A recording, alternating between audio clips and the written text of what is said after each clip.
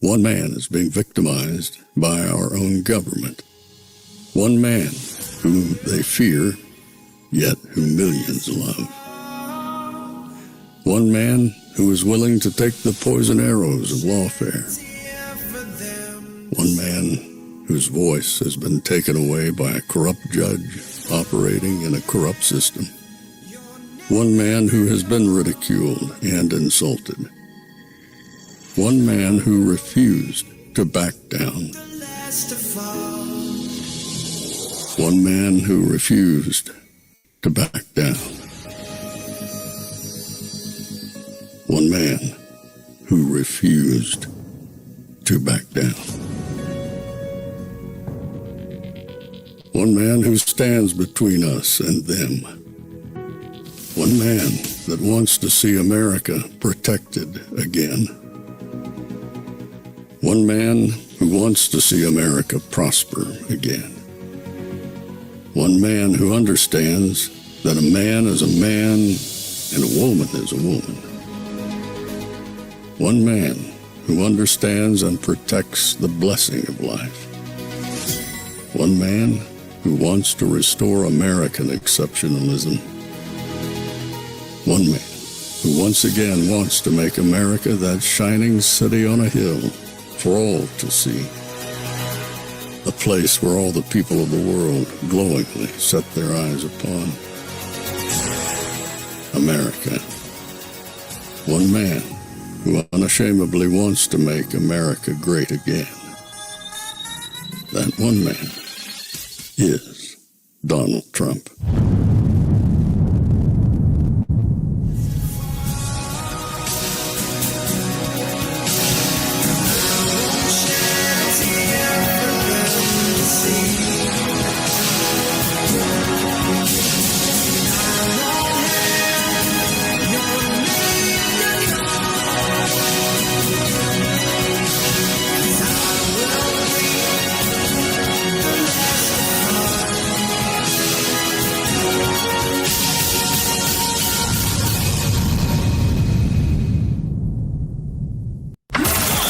This is Fanfare with Barry Cunningham.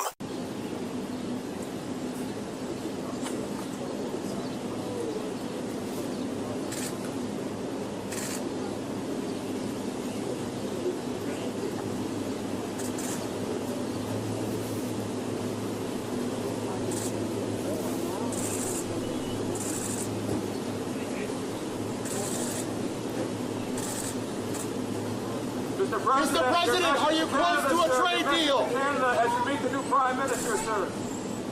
Do you think the Fed will cut interest rates tomorrow?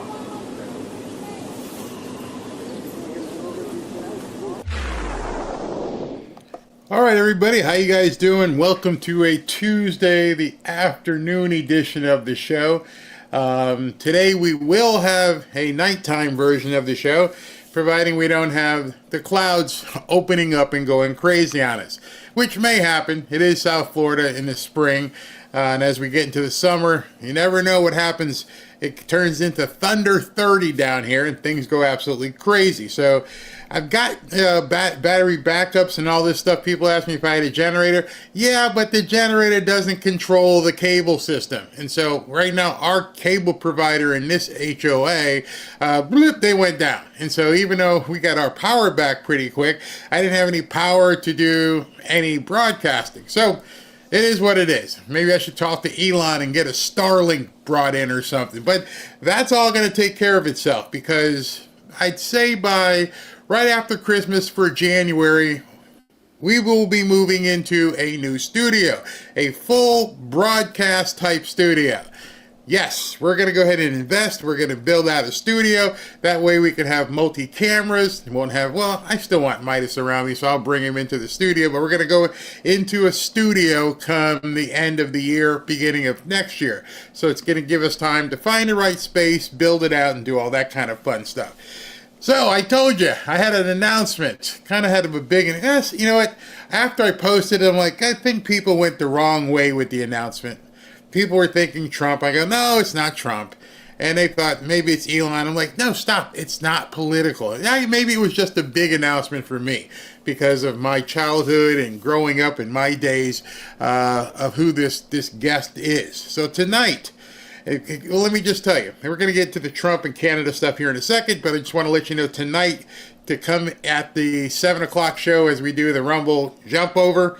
The Rumble Jump Over today, we're going to feature an interview with some guy named Uncle Ted. Ted Nugent stopped by, and we had a great talk this afternoon. We're going to have some music by Ted. We're going to talk to Ted. He's going on tour. He's going to be doing some things, and we're going to send some people to get a VIP meet and greet with Ted Nugent at one of his shows. So one of you, or maybe two of you, depending how we go, it'll be for two people, but it might be two couples, will get tickets to go see Ted Nugent in concert, get a VIP backstage meet and greet with Ted Nugent, and get hotels and airfare to go see Uncle Ted. And so tonight we're going to talk to him about his tour and some other things, politically speaking, hunting. So make sure you're here at 7 o'clock for Ted Nugent. That's my big deal. Maybe it's not as big a deal to some of you, but that's huge to me. So let me just tell you this too. At 2:30, when we get through the Canadian stuff here, we're going to have Wesley Hunt, congressman out of Texas.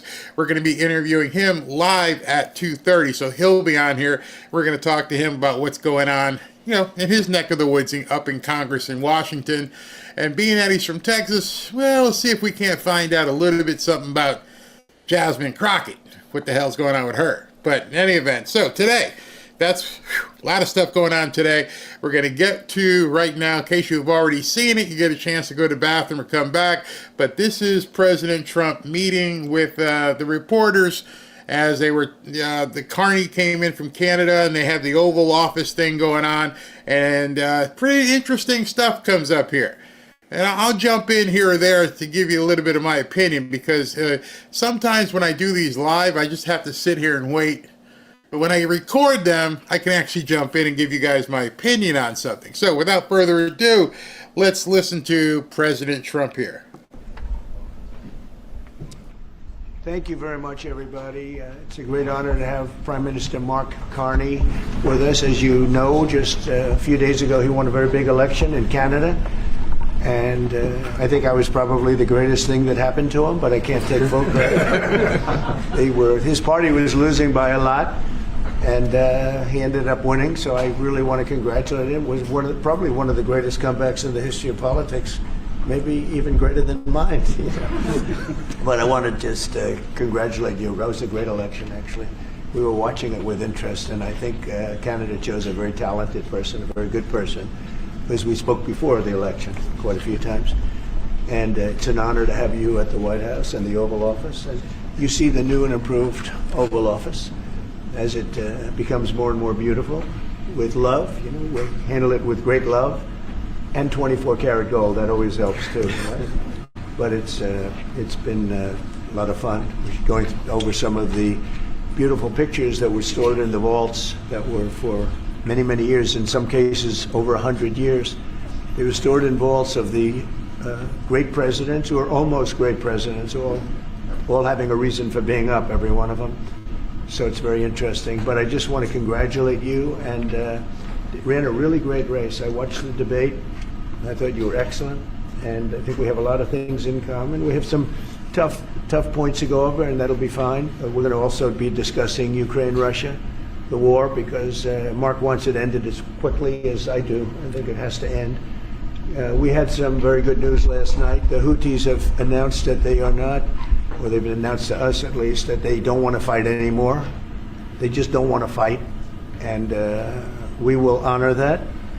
And we will stop the bombings. And they have capitulated, but more importantly, we will take their word. They say they will not be blowing up ships anymore. And that's what the purpose of what we were doing. So that's just news. We just found out about that. So that's absolutely huge. Wanted to break in because in case you missed that, They've been bombing the hell out of the Houthis over there by Yemen, and they've decided to wave the white flag and acquiesce to Donald Trump. Hey, we're done. Yeah, we get it. You're serious about this, about blowing us into oblivion. Yes. Play nice or else. You have to understand the significance of this, because at this point, other people are now getting the message. New sheriff in town. He ain't playing. He will bomb you into submission. Good job by President Trump. So I think that's very, very positive. They were knocking out a lot of ships going, as you know, sailing beautifully down the various seas. It wasn't just the canal, it was a lot of other places. And I will accept their word, and we are going to stop the bombing of the Houthis, effective immediately. And Marco, you'll let everybody know that, okay? Do you have something to say about that, by the way? It's a pretty big announcement. Yeah, this was always a freedom of navigation mission. These are, a band of individuals with advanced weaponry that were threatening global shipping, and the job was to get that to stop. And if it's going to stop, then we can stop. And I think it's an important development. And we'll have maybe before we're going to, as you know, the Middle East and Saudi Arabia, we're going to UAE and Qatar, and that'll be, I guess, Monday night. Some of you are coming with us. I think before then we're going to have a very, very big announcement to make, like as big as it gets, and I won't tell you on what, but it's going to, and it's very positive. I'd tell you if it was negative or positive. I can't keep that out. It is really, really positive. And that announcement will be made either Thursday or Friday or Monday before we leave. But it'll be one of the most important announcements that have been made in many years about a certain subject, very important subject. So you'll all be here. Mark, would you like to say a few words? Well, thank you, Mr. President. I'm on the edge of my seat, actually. But thank you for your hospitality and above all for your leadership. You're a transformational president, focus on the economy with a relentless focus on the American worker, securing your borders, ending the scourge of fentanyl and other opioids, and securing the world. And I've been elected with my colleagues here, with the help of my colleagues here. I'm going to spread the credit to transform Canada. With a similar focus on the economy, securing our borders, again on fentanyl, much greater focus on defense and security, securing the Arctic and developing the Arctic. And the history of Canada and the U.S. is we're stronger when we work together, and there's many opportunities to work together. And I look forward to, addressing some of those issues that we have, but also finding those areas of mutual cooperation so we can move forward. That's great. Very nice. Thank you very much. It's a very nice statement. Mr. President, Anybody? Mr. President, is USMCA dead? No, it was actually very effective, and it's still very effective, but people have to follow it. So, that's been a problem. People haven't followed it. But it was a transitional step a little bit, and as you know, it terminates fairly shortly. It gets renegotiated very shortly. But I thought it was a very positive step from NAFTA. NAFTA was the worst trade deal in the history of our country, probably in the history of the world. And this was a transitional deal, and we'll see what happens. We're going to be starting to possibly renegotiate that if it's even necessary. I don't know that it's necessary anymore, but it served a very good purpose. And the biggest purpose it served is we got rid of NAFTA. NAFTA was a very unfair deal for the United States. A very, very terrible deal. It should have never been made. It was made many years ago, but it should have never been made. Canada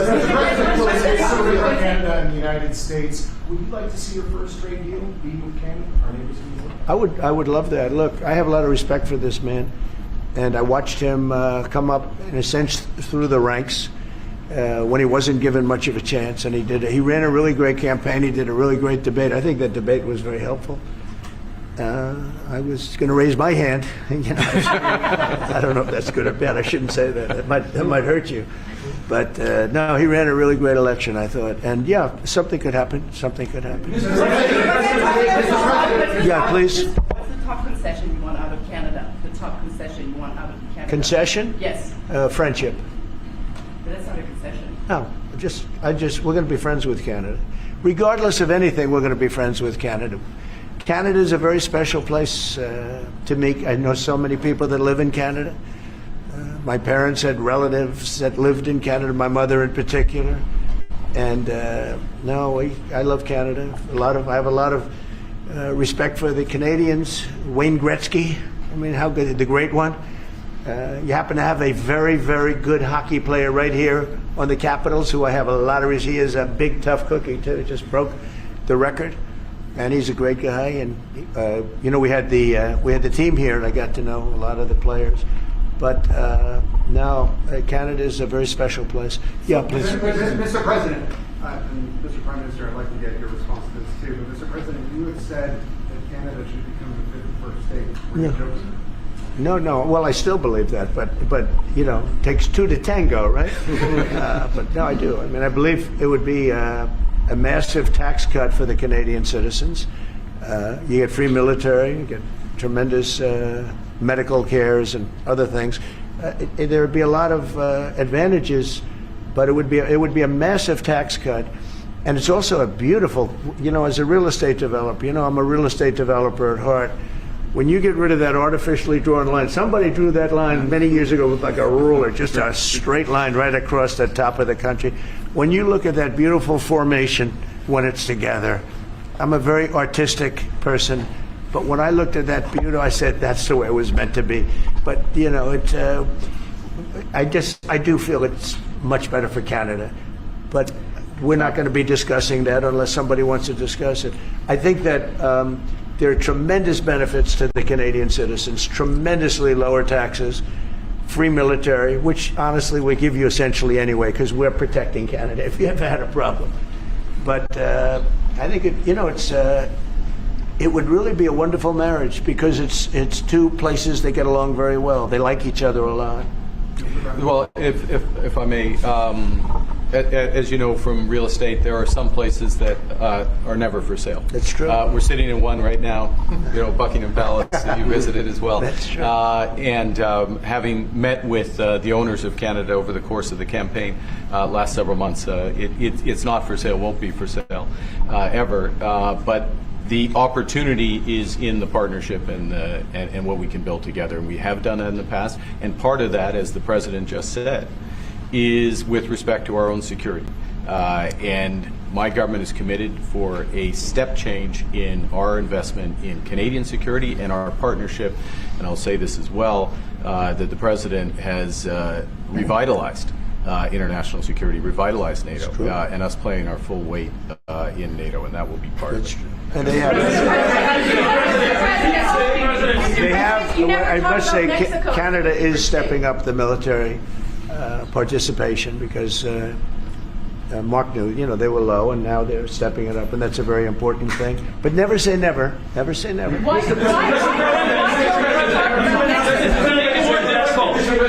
saying that what would it take to get the tariffs off of Canada?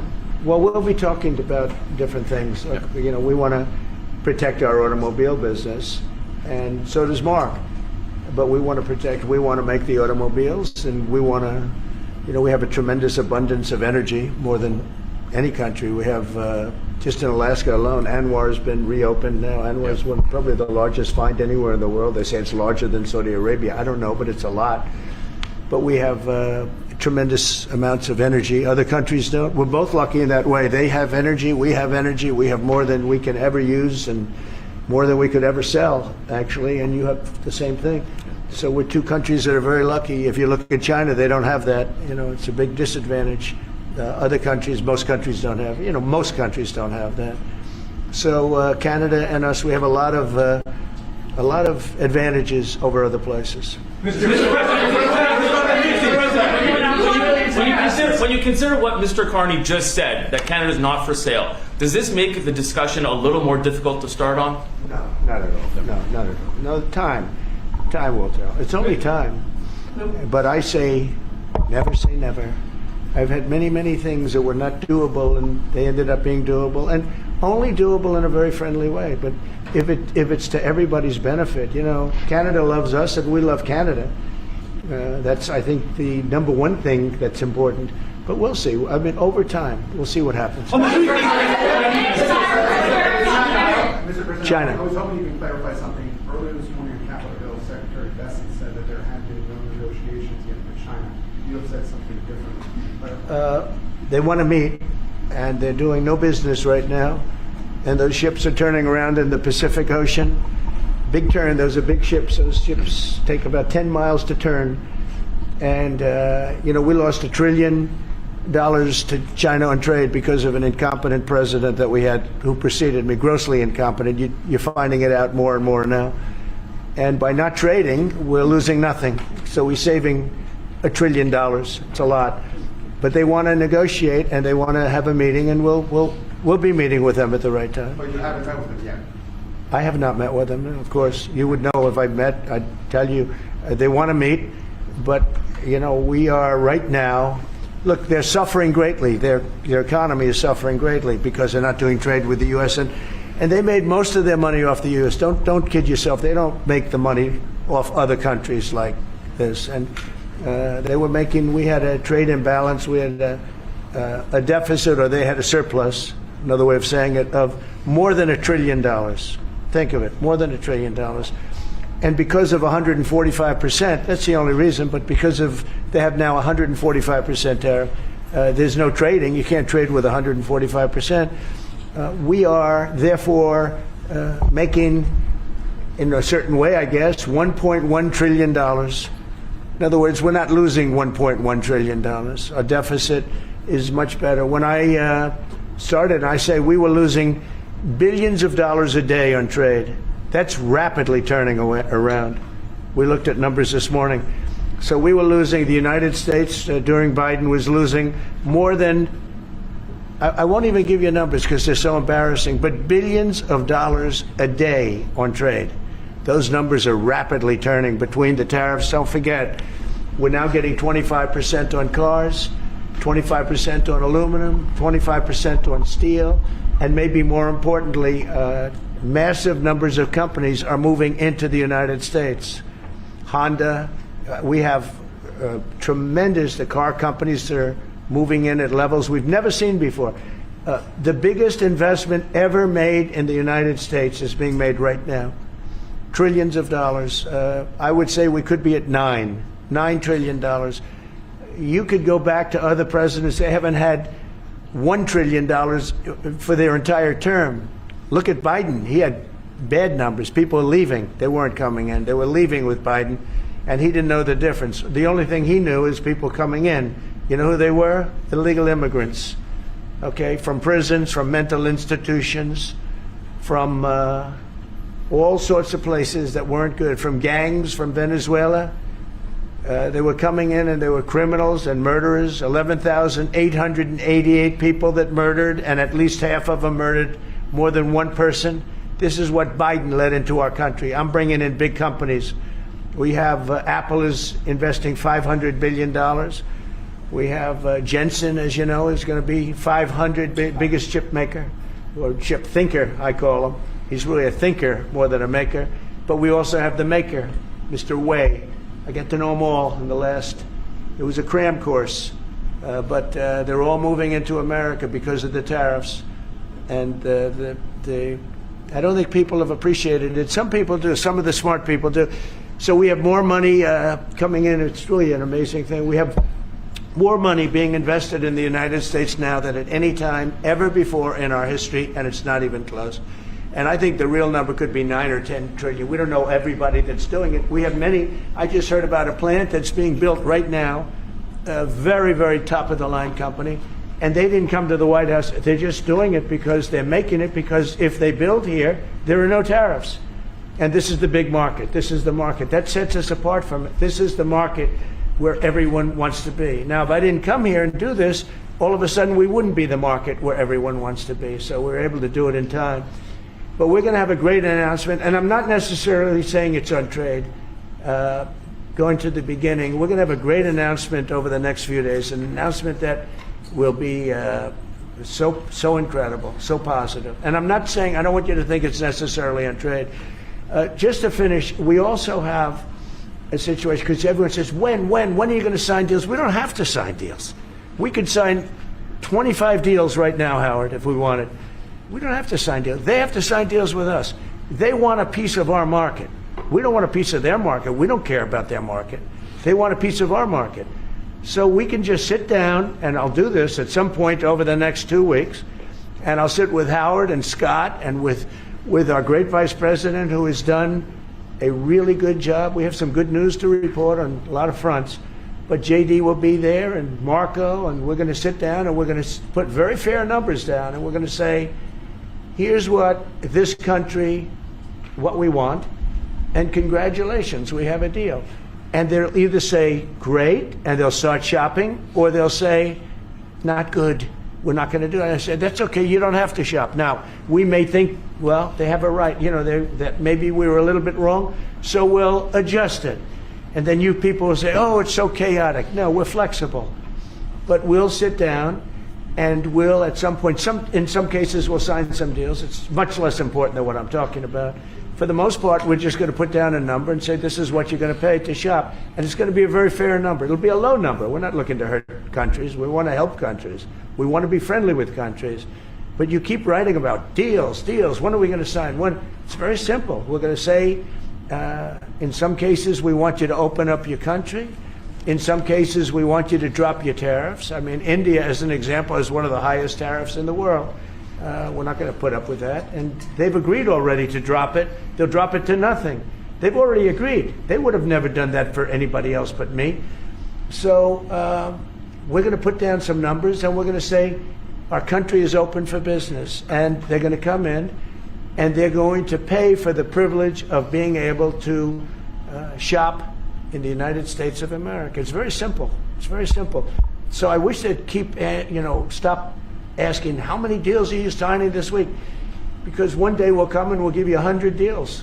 And they don't have to sign. All they have to do is say, oh, we'll start sending our ships right now to pick up whatever we want or to bring whatever we want. It's very, very simple. And I think my people haven't made it clear.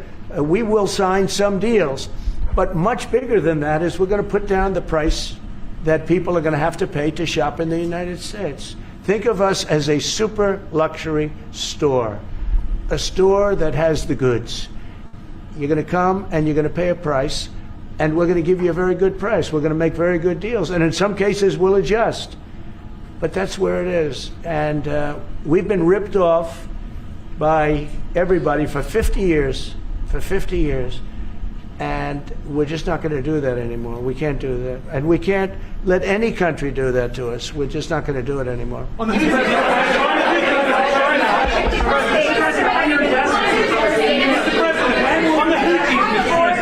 Houthis, can you tell us a bit more about the deal that you've reached with the Houthis that you mentioned? No, it's not a deal. They've said, please don't bomb us anymore, and we're not going to attack your ships. And where did you hear about that? It doesn't matter where I hear it. The very good source, I could tell you. Very, very good source. Would you say, Marco? I would say pretty good, right, JD? A very good source. No, they don't want to be. They don't want to be. They don't want to be bombed anymore. Sort of thought that would happen. Behind you, please. Clarifying something you said on USMCA. Is the U.S. prepared to walk away from that pact? For what pact? USMCA. No. It's fine. It's there. It's good. We use it for certain things. It's there. We have the USMCA is a good deal for everybody. I won't say this about Mark, but I didn't like his predecessor. I didn't like a person that worked for. She was terrible. Actually, she was a terrible person. And she really hurt that deal very badly because she tried to take advantage of the deal and she didn't get away with it. You know what I'm talking about. But we had a bad relationship having to do with the fact that we disagreed with the way they viewed the deal, and we ended it. We ended that relationship pretty much. The USMCA is great for all countries. It's good for all countries. We do have a negotiation coming up over the next year or so to adjust it or terminate it. Mr. President, I'll say a word on USMCA if I may, Mr. President. It is a basis for a broader negotiation. Some things about it are going to have to change. And part of the way you've conducted these tariffs has taken advantage of existing aspects of USMCA. So it's going to have to change. There's other elements that are come, and that's part of what we're going to discuss. On board.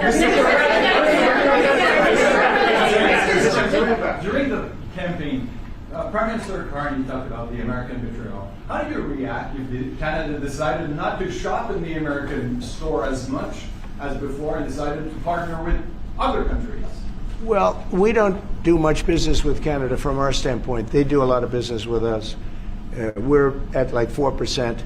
And usually those things don't last very long. You know, we have great things, great product. The kind of product we sell, nobody else can sell, including military. Look, we make the best military equipment in the world, and Canada buys our military equipment, which we appreciate. But we make the best military equipment in the world by far. The missiles, the submarines, everything. Everything we have is really top notch.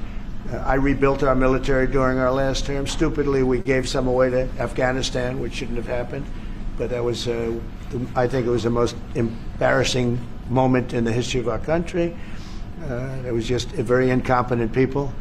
But if you look, the man that's now the head of our Joint Chiefs, he led the attack on ISIS for me. That's why he's the head of the Joint Chiefs. And Raisin Kane, he was unbelievable. And as you know, we defeated ISIS. In 3 weeks. It was supposed to take 5 years. We did it in 3 weeks. And he ran the campaign. I said, I like him. But I knew him before. I went to Iraq, and we agreed to a plan, and that was the plan. And as you know, we did it in record time. So we have the best equipment in the world. We have the best, a lot of things. And but Canada, it does a lot more business with us than we do with Canada. Yeah. Mr. President, your investments, Mr. President, when do you think the investments that you've announced, the trillions, will finally hit the economic data this year? When you're saying about the tariffs? No, about the investments that you've announced. You've announced. Oh, it's hitting right now. Look, they're already starting AI plants. These are not people that look for financing. That's a good thing. You know, in real estate, you get a site, then you have to look for financing, you have to get your zoning, 5 years later you start building, you get a bank, then the bank's no good. These people have massive amounts of cash.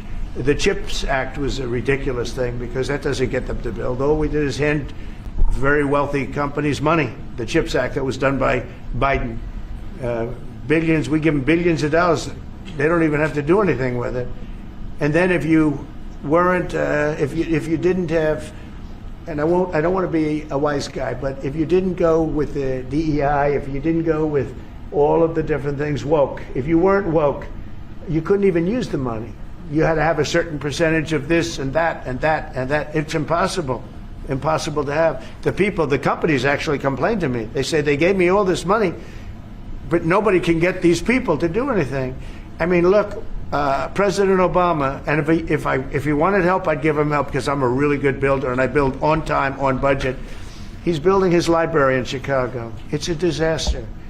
And he said something to the effect, I only want DEI, I only want woke. He wants woke people to build it. Well, he got woke people, and they have massive cost overruns. The job is stopped. I don't know. It's a disaster. And I don't like that happening because I think it's bad for the presidency that a thing like that should happen. He's got a library that's a disaster. And he wanted to be very politically correct, and he didn't use good, hard, tough, mean construction workers that I love, Marco. I love those construction workers.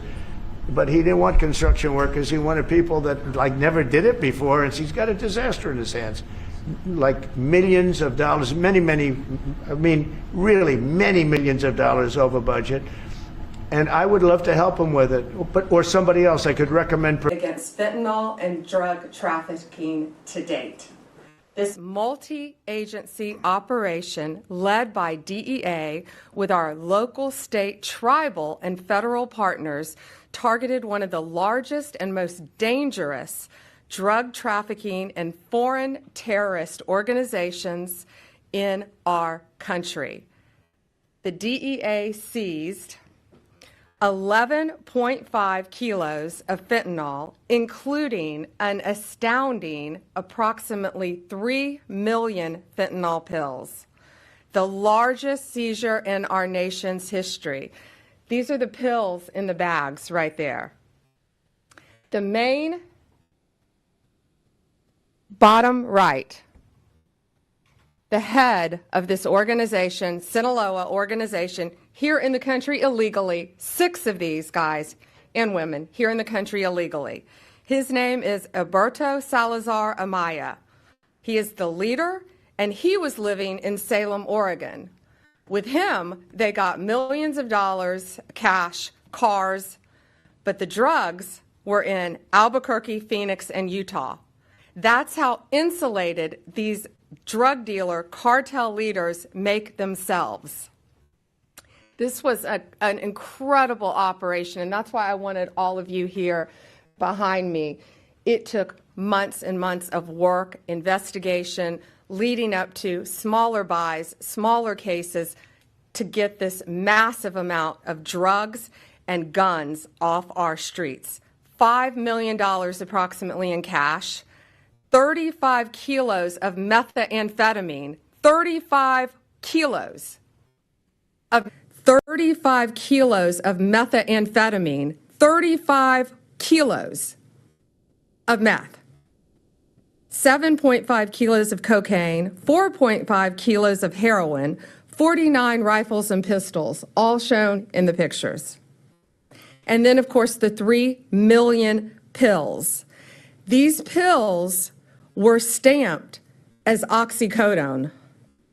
Let that sink in. 3 million pills going on our streets, 3 million pills, the streets of our country, laced with fentanyl, labeled as oxycodone.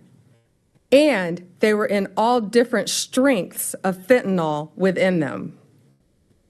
This operation was made possible by over 55,000 hours of law enforcement investigation. And this is a really dangerous job that these DEA agents face every day, but they are getting very dangerous drugs off of our streets each day. They are flooding our cities with a weapon of mass destruction, fentanyl. And when we catch you, like all of these individuals, if convicted, we will put you behind bars, there will be no negotiating, and we will lock you up for as long as humanly possible. We will not negotiate with those who are killing our family members, including brothers, sisters, daughters, sons, parents, friends. Everyone in this room, I guarantee you, knows someone who has been afflicted with drug addiction, and many who have known someone who has lost a loved one because of this trash on our streets. The precursors are made in China. It was sent to Mexico and came right in our country. And again, 6 of these individuals were here illegally. That won't shock you. And we're running a massive, massive drug operation. This kind of success doesn't happen without extraordinary leadership. And I want to personally thank my friend, DEA Principal Deputy Administrator Rob Murphy, DEA El Paso Division Chief, Agent in Charge, Omar Arellano. I'm killing your name, Omar. Omar, okay. And U.S. Attorney, where's Ryan? Ryan Ellison. I also want to thank again the brave men and women of law enforcement.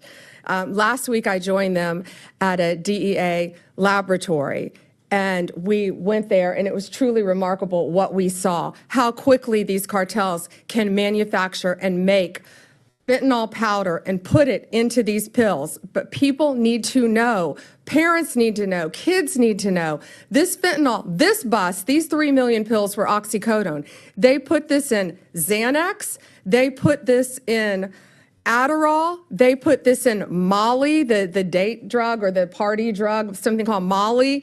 They put it in cocaine, and they put it in marijuana. And it is to get you so highly addicted that you can't get off it. 75,000 Americans are dying each year because of fentanyl, 75,000. And that's why This is so important today. You've got to spread the word. If you know anyone who is taking any recreational drugs, they need to be extremely careful because there is a very high likelihood it could be laced with fentanyl. And that's one of the reasons 75,000 Americans are losing their lives each day. It is the #1 cause of death for individuals between 18 and 34 in our country. More seizures are coming. More arrests are coming. I guarantee you that. And these dealers, these sellers, these street-level sellers better look out because we will not be negotiating with you. We will bring you to justice, and we will not stop until this poison is off of our streets in our country. It is my honor to introduce my friend with DEA, Rob Murphy. Thank you again. Thank you. Thank you, Attorney General Bondi. Good afternoon. First off, I'd like to take a second and thank the men and women at DEA, along with our partners, U.S. Marshals, the IRS, obviously the U.S. Attorney's Office, who made this 6-month investigation happen. Without their tenacity, there was many obstacles that they faced throughout this investigation. And let me reiterate what the Attorney General Bondi said so well. This was a major drug trafficking organization led by Alberto Salazar Amaya, operating in the United States with no regard at all for the disruption to families, addiction, and ultimately death that was probably caused for the distribution. That nearly $5 million in cash represents poison that was distributed throughout at least 6 states that we were able to identify in this country, and who knows where it went when it was sold to that first level. Obviously a major organization. This team was able to infiltrate the organization at every level. We knew how the drugs were being brought into the U.S. We've identified the main players in Mexico that belong to the Sinaloa cartel, who was recently designated by this administration as a foreign terrorist organization. We are exploiting them at every level. We continue to do that. We expect more out of this investigation. Could not be more proud of the men and women that put their lives on the line every day, doing this job, working through the obstacles to make sure that the communities they live in, the communities we all live in, continue to be as safe they can be. So thank you, Attorney General Bondi, for giving us the attention it needs, and look forward to see what happens in the future. And so with that, I'd like to introduce U.S. Attorney Ryan Ellison. Well, good afternoon, everyone. My name is Ryan Ellison, and I'm the United States Attorney for the District of New Mexico. I'm going to give you a brief overview of the investigation that dismantled one of the largest and most dangerous fentanyl operations in United States history. This case involved coordinated efforts from federal, state, tribal, and local law enforcement agencies across multiple states. As a result of this ongoing investigation, 16 individuals have been arrested, including the alleged leader, Heriberto Salazar Amaya, an illegal alien from Mexico with 2 prior removals and direct ties to the Mexican cartel. In Albuquerque alone, authorities seized staggering quantities of illegal drugs and assets, including over 2.7 million fentanyl pills, 11.5 kilograms of concentrated fentanyl powder, 7 pounds of methamphetamine, multiple kilograms of heroin and cocaine, 41 firearms, to include ghost guns and weapons modified for automatic fire, more than $600,000 in cash, and numerous luxury vehicles. This sophisticated fentanyl and narcotics distribution network spanned New Mexico, Arizona, Nevada, Oregon, and Utah, and was responsible for distributing lethal narcotics throughout the western United States. The sheer scale and potency of this fentanyl is sobering, with enough lethal doses to kill countless Americans. All defendants faced serious federal charges related to conspiracy and distribution of fentanyl, along with additional charges for firearms offenses and immigration violations in certain cases. I would like to thank the DEA's El Paso division, primarily the Albuquerque field office, as well as many other DEA field offices across the western United States, our local and federal partners, and the assistant U.S. attorneys that are prosecuting this case. Together, we have sent a clear message. We will not tolerate those who profit from poisoning American citizens. The fight continues, but today, our communities are safer with these drugs and criminals off the streets. Thank you.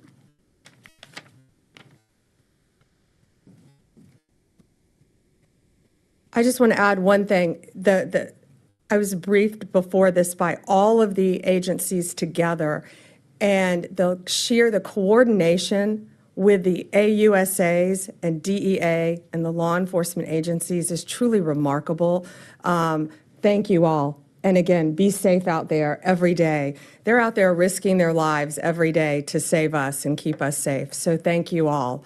I think we're going to take a couple questions, but we are going to remain on topic today because we are here for something so serious. And I had wanted to walk out first and let you all hold this. This is how much fentanyl it takes to kill you. So if you want to come up and look at this after in this vial, you're welcome to. It looks like just a few grains of salt, and this is what it takes to kill you. Just a reminder, we're staying on topic today. Madam Attorney General, I was wondering if you're seeking to deport the 6 illegal aliens who are here or to charge them first and then seek to deport them. I know there's been a number of high-profile arrests you guys have made where you've made the decision to just go after deportation versus criminal trial. Yeah, this guy is the leader. He's the #1 guy. And I want them to stay in our prisons as long as possible. I've no desire to send them back to Mexico because they were coming across our border illegally. No longer will they be able to do that. But the amount of drugs, the amount of money, the amount of weapons, most of these individuals, if convicted, will remain in American prisons. Perhaps Alcatraz. Mary Margaret, Daily Wire. Thank you, Attorney General Bondi. Can you give us more information on some of these individuals up there? And can you also share whether you've had any success in getting the Mexican government to help you extradite any of these cartel members? We will be hopefully working with them on one soon. But yes, Mexico has been cooperating in the past. I think we extradited 29 here to our country to face charges when some of the top cartel members in our nation's history, some of the worst of the worst. And we brought them here. One, in fact, is at the Kiki Camarena, right? The one, I can't think of his name. He killed Rafael, yeah. He killed Kiki Camarena, a DEA agent in the 80s. And Kiki Camarena's widow and son family had been trying to get this guy back since the 80s and could not do it. And President Trump, working hand in hand with Mexico, was able to get him back to this country. And we spoke to Kiki Camarena's widow and son, and they were both in tears. His son is now a judge. And his son had his father's handcuffs and had them engraved. And I think at some point that monster who tortured and murdered his father will be wearing those handcuffs. But he's now in American custody, along with, I think, 28 others that we were able to extradite with President Trump working with Mexico to stop this really reign of terror and this poison coming into our country. We have time for one more. Jake? You said that these individuals will not be deported. Can you tell us any specifics on charges and any specifics on the investigation on how this actually went down, how they were captured? So the investigation is ongoing. I can tell you it was a lot of work, a lot of great police work is all I'll say now. But I don't want to really reveal their sources and methods of how they captured and caught these guys. But what I will tell you, the top guy who I keep pointing to, he insulated himself. He was in Oregon. He had no drugs on him, but he was the leader. He had millions of dollars. He had a Mercedes. He had a truck. He had other things, but he did not have any drugs on him because he was the leader. And that's what these cartels do, whether it's Sinaloa, whether it's MS-13, whether it's TDA. The highest leaders insulate themselves. Just like the TDA guy, you may have been with us in Virginia. When we arrested him, not even half an hour away from here, he didn't have any drugs on him either. That's what they do. They live among us. They live in neighborhoods because they are the top level. Oh, I'm sorry. Multiple, what are the charges, guys? The multiple drug trafficking, conspiracy to traffic, multiple drug charges. But depending on the time, they need to serve their time in an American prison to keep them off the streets. And who knows where they would go next. They're part of one of the largest drug trafficking organizations and one of the most frightening cartels. Last one. How are you making the decision about whether to put on trial in the U.S. defendants who are living in the U.S. illegally? You said you want this man to stand trial in the U.S., but in another case, and someone who was alleged to be a top MS-13 member, the department moved to dismiss that case and is going to deport that person. How are you making that decision about whether to Sure. Based on the time that they can receive in prison. If these people are all facing substantial charges, that might change down the road, and they all are innocent until proven guilty. If convicted, though, they're facing a substantial amount of time in prison. And there's a very big risk, we all know, releasing someone, especially to Mexico. Sending them back to Mexico, who knows? They could attempt to get through our borders, not under Donald Trump, I doubt, but they're also part of a major drug trafficking ring in Mexico. So sending them back to Mexico to continue on with their drug business isn't going to happen under this administration. Thank you all. And if you want to see this, Alana, you may have seen this before, but if you all want to see this, it really puts it in perspective how deadly this stuff is, and that's what I'd wanted you all to see. Thank you all. I want to see if anybody comes up and actually takes a look. Oh, they cut it. They cut it. I wanted to see if any of the reporters actually cared. Did they want to come up and look in the vial and go, there's nothing in here? Oh, no, look close. See those couple grains there? That'll kill you. You want to try it? Some of you were asking, how come there were nobody? It was empty. They don't care. This media doesn't care. It's all about pushing their agenda, just saying the same old stuff over and over, just because they have a propaganda-based agenda. And so you're seeing stuff, and the reason why the Trump campaign is out there all over the place is because they know you won't get this information. Now, I understand there's still people harping on Epstein. Just so you know, and I've mentioned this many times, Ghislaine Maxwell is in jail. Epstein is supposedly dead. They are no longer hurting anybody.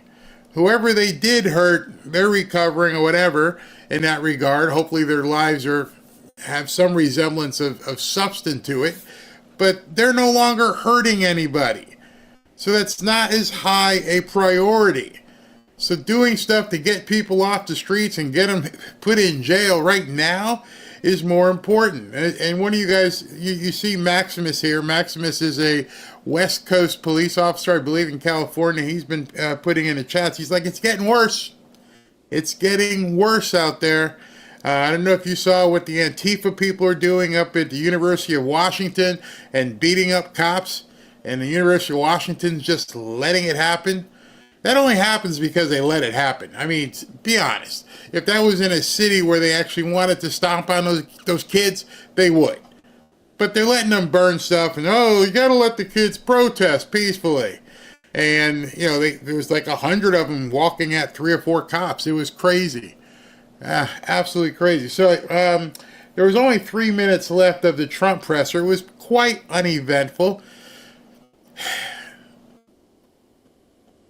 It's hard to understand what cards President Trump is playing in public, but he's absolutely right with one thing he said. One thing he said, everything's for sale. I can't tell you how many properties I bought where initially the person was like, nope, not going to sell it. Nope, well, just keep my number, just in case. You never know, okay? Just keep my number. And sometimes 6 months later, somebody will call and say, I need to sell. Okay, I'll come over. So right now it's easy to say it's not for sale, but you never know what that sale is. And I don't mean we're buying Canada. I'm not intimating that at all. I don't feel like we're going to buy Canada, but whatever deal he's looking to strike, it's not off the table. You don't want it now. We understand, but here it is. Here's the deal that we're offering you today. You don't want it? Let us know. But it's not going to get any better. And the other thing he said, during that conference, which a lot of people, especially in the media, don't understand. We don't need you. To all these other countries, we don't need you. We're not in a hurry to strike a deal with you.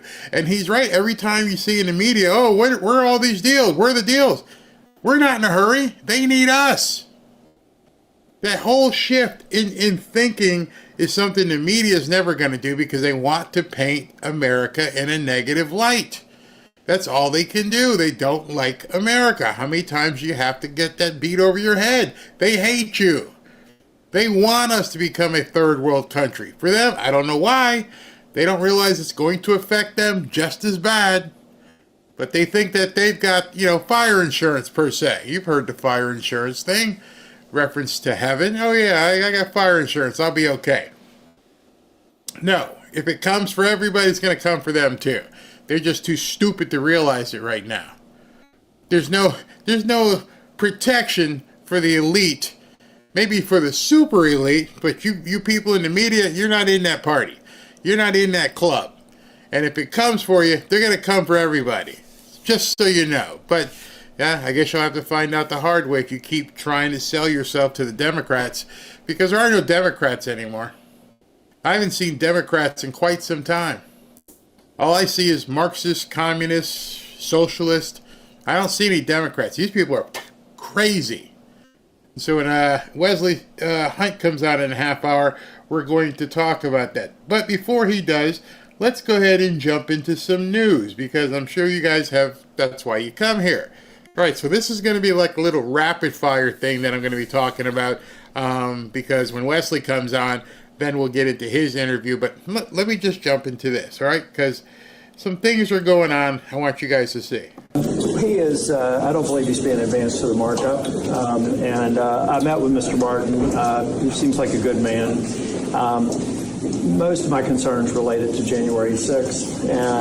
And he built a compelling case on some of the 15-12 prosecutions that were probably heat of the moment bad decisions. But where we probably have a difference is I think anybody that breached the perimeter should have been in prison for some period of time, whether it's 30 days. All right, so this guy, piece of crap that he is, this bought and paid for cuck, Tom Tillis of North Carolina. You people in North Carolina, you did something wrong here. So now, just to set the stage here, Ed Martin is the U.S. attorney who's been nominated to head up the office in the District of Columbia.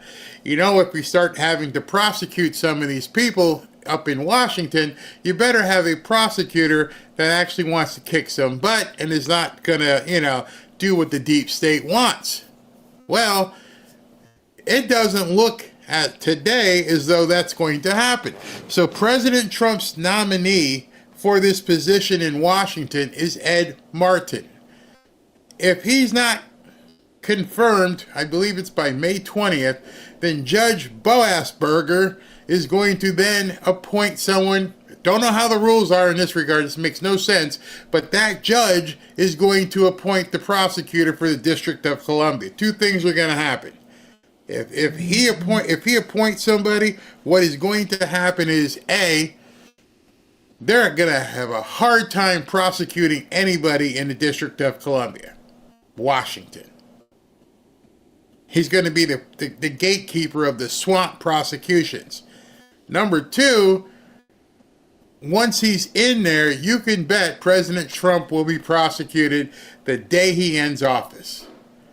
And that's only being facilitated by these 5 or 6 Republicans. That's why I don't want to associate with being a Republican. These 5 or 6 Republicans who've got something up their butt against Donald Trump. And Tom Tillis is one of them, saying, I can't vote for him because of something he did on January 6th.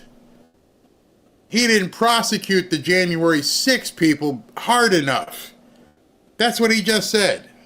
3 years is debatable, but I have no tolerance for anybody who entered the building on January the 6th, and that's probably where most of the friction was. I see. So he disagreed with you on that? Well, no, I have to say that Mr. Martin did a good job of explaining how there were people that probably got caught up in it, but they made the stupid decision to come through a building that had been breached and that the police officers and others were saying stay away.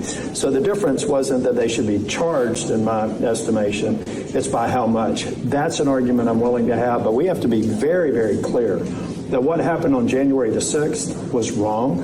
It wasn't, it was not prompted or created by other people to put those people in trouble. They made a stupid decision and they disgraced the United States by absolutely destroying the Capitol, and I can't have any patience for it sounds like your concerns were not of. But let me be very clear, though. Mr. Martin did a good job of explaining the one area that I think he's probably right, that there were some people that were over-prosecuted. But there were some, 200 or 300 of them, that should have never gotten a pardon, and he agreed with that. But the disagreement there had more to do. If Mr. Martin were being put forth as a U.S. attorney for any district except the district where January 6th happened, the protest happened, I'd probably support him, but not in this district. When you say he's not being advanced to the markup, was he operating under that understanding that he's not being advanced through to the markup? Well, I think Mr. Martin, I'm sure they're looking through it. I mean, be clear, some of the deadline has to do with the length of time he can operate as acting, and the administration can work through that if they want to have more time and potentially work them through. But at this point, I've indicated to the White House I wouldn't support his nomination. Has Trump called you that? Mr. President, the President and I talk all the time. Bought, paid for, cuck. He's not going to support this guy's nomination because of how he treated people on January 6th. Oh, 300 more of them should have been prosecuted.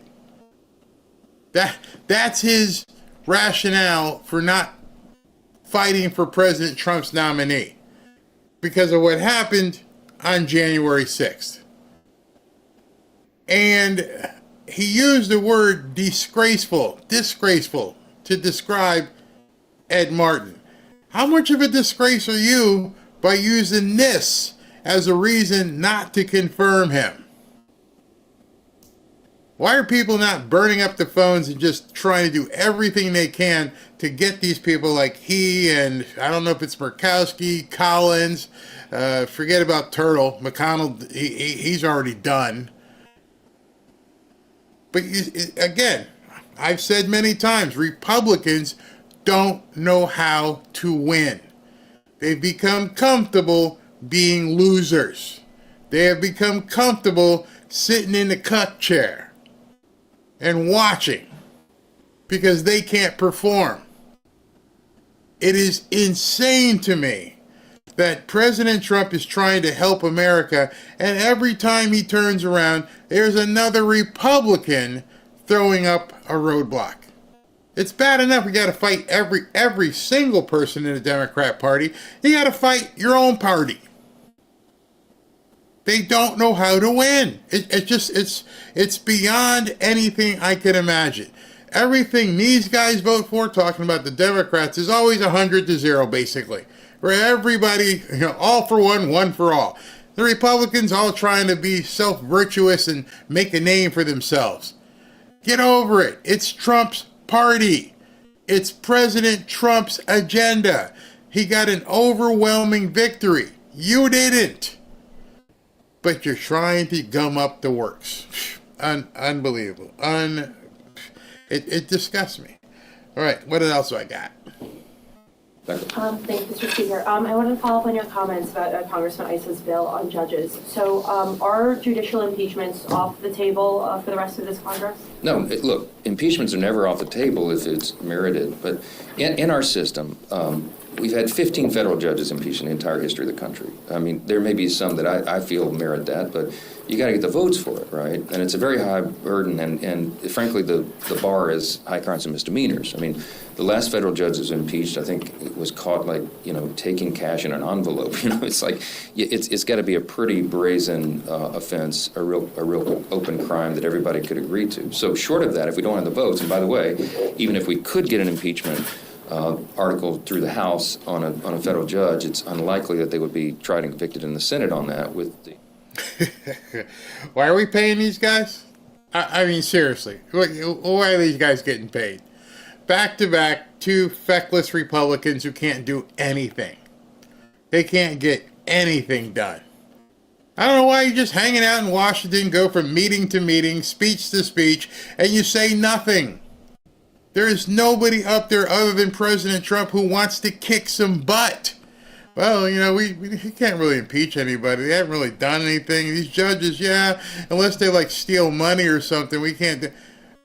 I mean, even if we could, there's no way we're going to get it through the Senate. Well, then stop looking to impeach people. Next time someone asks you about impeaching a judge, just tell them straight out, that's not how we're going to get it done. Here's how we're going to get it done. We're going to tell President Trump to go full on Andrew Jackson. Just do what you got to do. We support you 100%. That's the only way this thing's going to get fixed. These people love hearing the sound of their own voice. The divided number we have. So short of that, what can we do? I mean, we've done everything within our power to solve that problem. And remember the stats. I think it's 67% of all national injunctions issued against a president in the last 100 years were against one president. His name's Donald J. Trump. 90% of those were from openly, Democrat-appointed judges that many would regard as this other judge as activists or people venue shop to get in their courts. So we all know it's a real problem. It's not what the Founding Fathers intended. So what can we do? Using our power in the House, Darrell Iss's bill is a great response. The No Rogue Rulings Act would prohibit a single individual judge from issuing a nationwide injunction like that to stop the entire policy of the administration. So if it's a good idea, do it. I don't understand. It's a good idea. We're going to stop judges from giving nationwide injunctions. What are you waiting for? That ain't going to get passed either because you're probably going to need 60 votes in the Senate for that. All of this is just talk. There's nothing to it. Nothing. People were pissed off about Pam Bondi not doing anything. These guys are doing nothing on a day-to-day basis. Every single day it's like, oh, another judge said this. Oh, another judge said that. Well, we're having meetings on how we can deal with it. When Wesley Hunt comes on in 20 minutes, I'm going to ask him. I don't want to hear about impeachments. I don't want to hear about hearings. I don't want to hear about committees. What can you guys absolutely do? How can you make this happen? No excuses. I want to feel like a Democrat at this point. Can you get it done? Yes or no?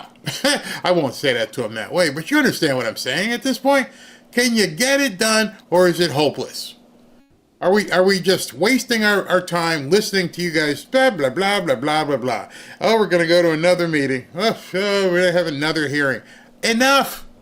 Either tell us you can get something done or not, and we just won't even listen to you anymore. I think that is a very common sense standard, and one that would kind of get back to the original intent and eliminate the ability of just one activist to just stop everything. And it's very reasonable legislation. We passed it through the House. We sent it to the Senate with every expectation that they should be able to take that up. And I certainly hope they can, because, again, it shouldn't be a partisan issue. It should be something that every American agrees with. We've got to restore faith in our system of justice. And it was eroded over the last 4 years under the Biden administration for all the reasons we know, and have recounted here many times. And it falls to us to make sure that people can believe. Lady Justice has a blindfold for a reason, right? That the symbol is that it's equal justice under law, as it's chiseled into the marble above the Supreme Court's entrance when you walk in. We have to restore that. If you don't have the people's faith in a system of justice and fair judges, then you don't have anything in a republic. And that's why this is so important. We'll keep advancing it.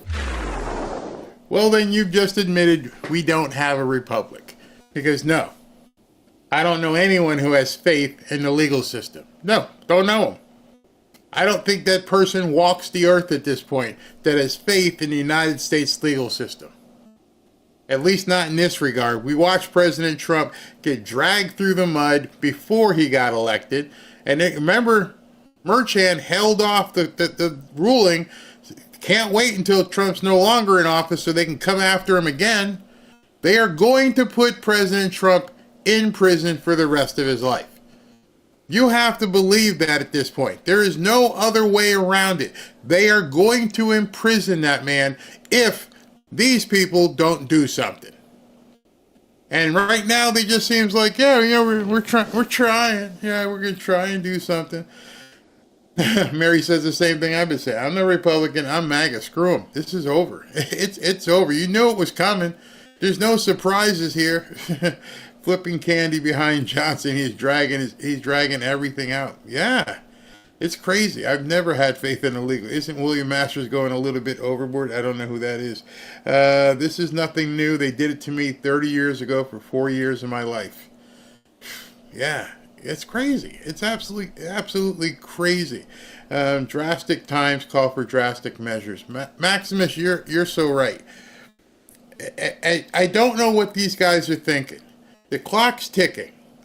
The Democrats are going to put themselves back in power eventually. Maybe not 2026, but they are going to get back in power.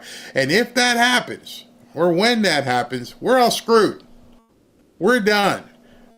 My podcast, Benny's podcast, people's businesses, churches, you're done. You're going to close them all. You can't do that. How do I know this? You can see what's happening around the world. One of the things I hope President Trump is talking to Carney about today is, what do you mean you're going to tell people they can't use social media and they got to shut up? You're seeing the censorship. They're going to do it worldwide if the United States falls. And they can't wait. They would love it if we had to shut up. If they said, you're no longer allowed to use any sort of free speech. Even though free speech at this point is still got all kinds of restrictions on it. I mean, you guys know I've said it for many times here. I can't say certain words, certain phrases here. It'll piss off the people upstairs, and you don't want to do that. That's why I also look at Rumble. People asking, why are you doing stuff on Rumble? Because there are certain things I can talk about over there that I can't say in this house. And so the guys from Rumble came and say, why don't you jump over so you can do. So tonight will be a great example for you. You're going to hear Ted Nugent talk about things I think would last about 30 seconds before the black helicopters come down here. And if it was on YouTube, there's no way we could have talked the way we did on YouTube. It could only happen on Rumble. So when the Democrats get back in control, it's going to happen. Don't kid yourself. Don't think maybe we can get away. Maybe they might. Nope, no softening. They're going to come in and they're going to kick our butts. Every American who doesn't have, pink hair and nose rings and, doesn't want to dress like somebody else, they're going to do it. And you got people like Mike Johnson and people like Tom Tillis who don't realize we are screwed. It's not an if. It's just a matter of time before we're all screwed. Can you define for the committee today what an improper payment is and some examples of what you're seeing and why these procedures were not already in place before, Mr. Secretary? Well, it's a bit mystifying why they weren't in place. And what we are seeing is that there was a very complacent upper level of management in many departments across the entire government. What I can say at Treasury, that of the 1.5 billion payments we send out every year, they're required to have something called a TAS, a Treasury account symbol. We discovered that more than one third of those payments did not have a TAS number. So as the Appropriations Committee, you should be shocked by that, because how can a payment be tracked back to an appropriation? Only through the TAS number. So there was no accountability. So that is why the 450 organizations that sit above Treasury, where Treasury acts as the paymaster, are unable to pass an audit. So we have the crackdown on that. Every payment now requires a TAS number. Now understand, Scott Bessent, the Secretary of Treasury, is talking to a House committee on oversight. A House committee. All the people on the dais up there on that panel are congressional people. And he is having to explain to them, the people who have what's called the power of the purse, that their purse has been snatched and they didn't even know it. And so for the first time, some of these people are up there going, you realize, the stuff that you're supposed to control, the purse, the wallet for America, yeah, people have been taking their hands in it and just taking it, and you guys didn't even check. You've been sitting there and going to cocktail parties and going through all these different meetings and committee hearings, and none of you went and said, can we go check on the money? The thing that's most important in terms of running everything, the reason you're taking our taxes, and you didn't know that Wally the Nigerian was rubber stamping payments and nobody knew where the money was going and there's no way to trace it, and you have faith that these people doing an impeachment and they can't even look at where the money's going? Oy vey. Very simple, and I will tell you that the mid-level employees who I have had come into Treasury to talk to me about that feel liberated. That they tell me, I've been here 20 years, I've always wanted to do this. I've been here 14 years, and they feel as though they now have agency and are making a difference towards saving the American taxpayer money. So we've actually found there's a lot of people who are federal government employees, they're active employees who nonetheless applied for and have received unemployment insurance. While they're federal employees? Yes. Wow. And this appears to be at least 100,000 people. Wow. Let that sink in your panel meetings. That 100,000 plus current active employees have been collecting unemployment. Yet you're telling the American people you need to take their taxes every April 15th. It's your obligation. It's your duty. And every time some of these things pop up, there's got to be a whole lot of people in America going, y'all robbed us. Bring it back. Do something. Now, I got a bit of breaking news here. We actually won for the good guys this time. Pretty interesting. In a 6-3 Supreme Court decision, SCOTUS now is going to allow the Trump administration's ban on Transformers military service to take effect while it's being challenged. So what has happened, just so you know, there was a edict or executive order by the president who said, no, we're not going to allow you guys in here anymore. And of course, they run right to the court and they sue. So they run to the court and sue. And I think a lot of people don't understand because the media completely obfuscates this. They lie to you. Big word for lie. They keep saying President Trump keeps losing to all these judges. And that's not at all what's been happening. Let me be the first one to tell you if you don't know. He ain't been losing. When they go to the court and say, we need to challenge President Trump's order. Okay, file your lawsuit. Great. But wait. While we're waiting to go through the lawsuit, which may take 3 or 4 years, we need you to put an injunction, a temporary restraining order to stop him from doing it because it hasn't been adjudicated yet. Now, in order to get a restraining order, you have to prove irreparable damage. Like there's no possible way this could ever be fixed. And these liberal nuts have been granting them this temporary restraining order, even though they know the case has not been adjudicated. The media keeps saying they lost. They didn't lose. So this one is going to be a lot bigger than what people realize. This ban is going to be in effect, and it's going to be in effect while the case is still going on, which means 2 things. One, this case that has to go back and actually go through a trial may take 3 or 4 years. Number 2, the plaintiffs, whoever, in this case, Schilling Commander, whoever filed the case, is now going to spend millions because they actually have to go through a lawsuit now. So Norm Eisen and Mark Elias and all their boys who the entire reason why they file these suits is to slow everything down, now realize the Supreme Court has stepped in and goes, there's no irreparable damage here. You're not at risk of something happening if a transformer can't go to the military. You haven't got in the military, so there's no reason that you're not getting any irreparable damage. There's nothing happened to you. Hey, listen, I got to have this heart transplant or I'm going to die. And they won't let me have it. Oh, okay, that's different. There's irreparable damage. You may not be here in 3 years. Okay. There's no irreparable damage by saying Transformers can't be in the military. So, 6-3. But the scary part about this is the 3. The 3.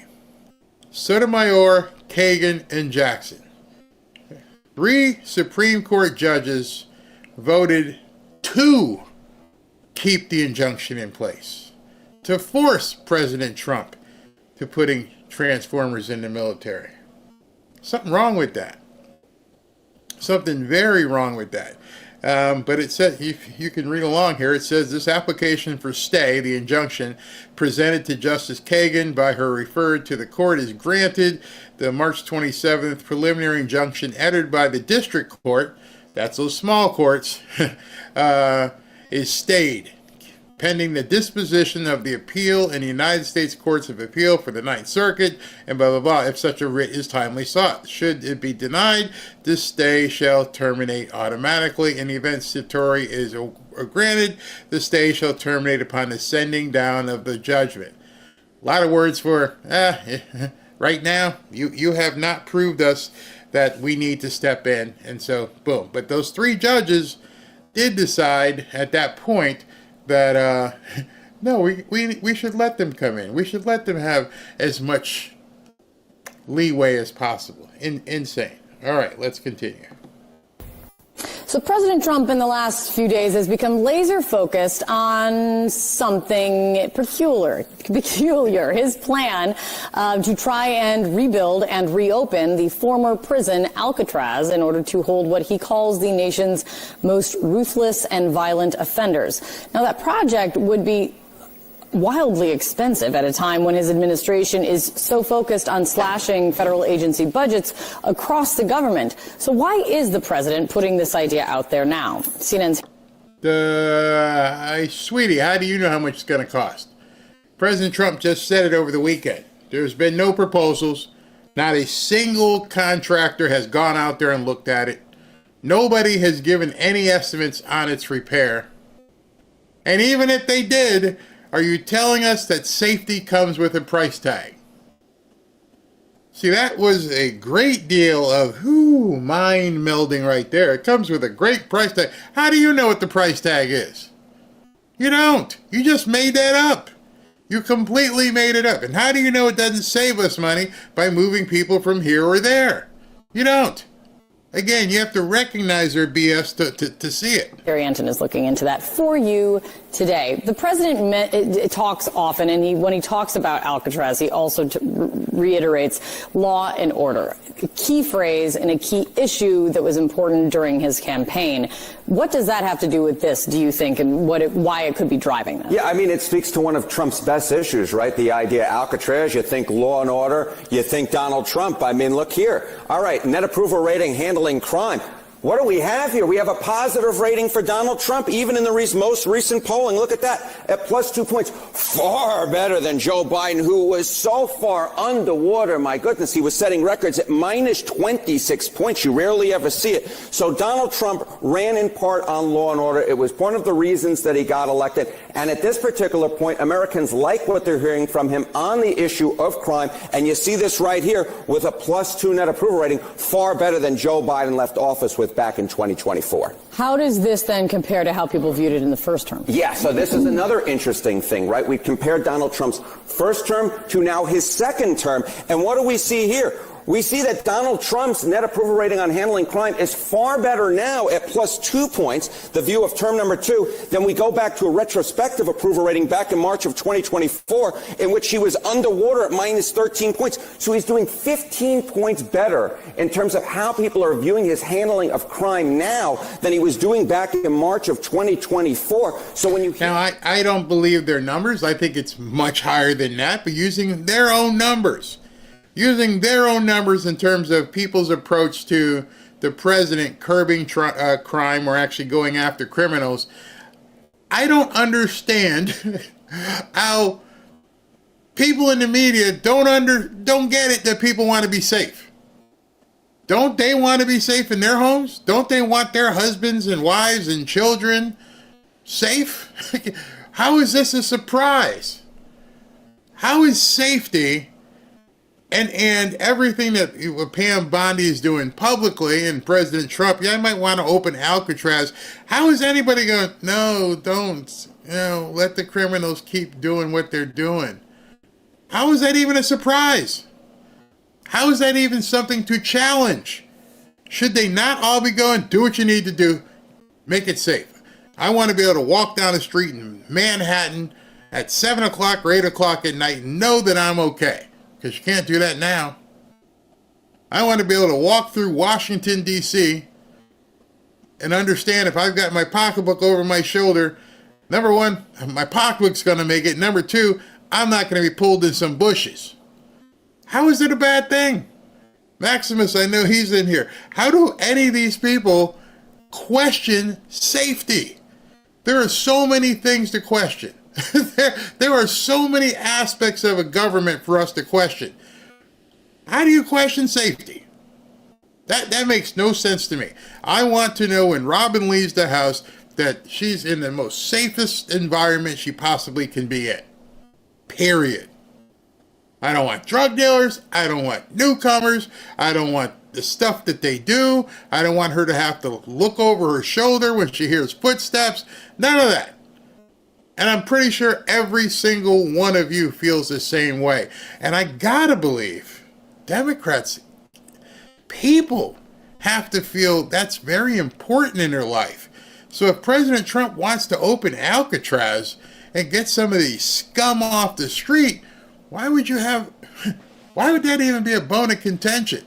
I'd have been like, good, just keep going. You want me to do a story on this? A negative story on Alcatraz? Whew. Donald Trump talking about stuff like Alcatraz. Yes, I know it's late night fodder for a lot of different folks, but what it actually speaks to is Donald Trump focusing the American people's attention on an issue in which they actually do like what he's doing. And you see it here with a net positive approval rating of +2 points, which again is 15 points higher than what we saw for Donald Trump in term numero uno. I'm stymied.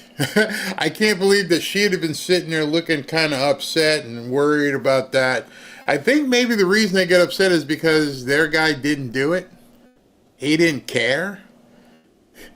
Every time something like Lincoln Riley happened and we'd hear the story, you didn't hear it in the media.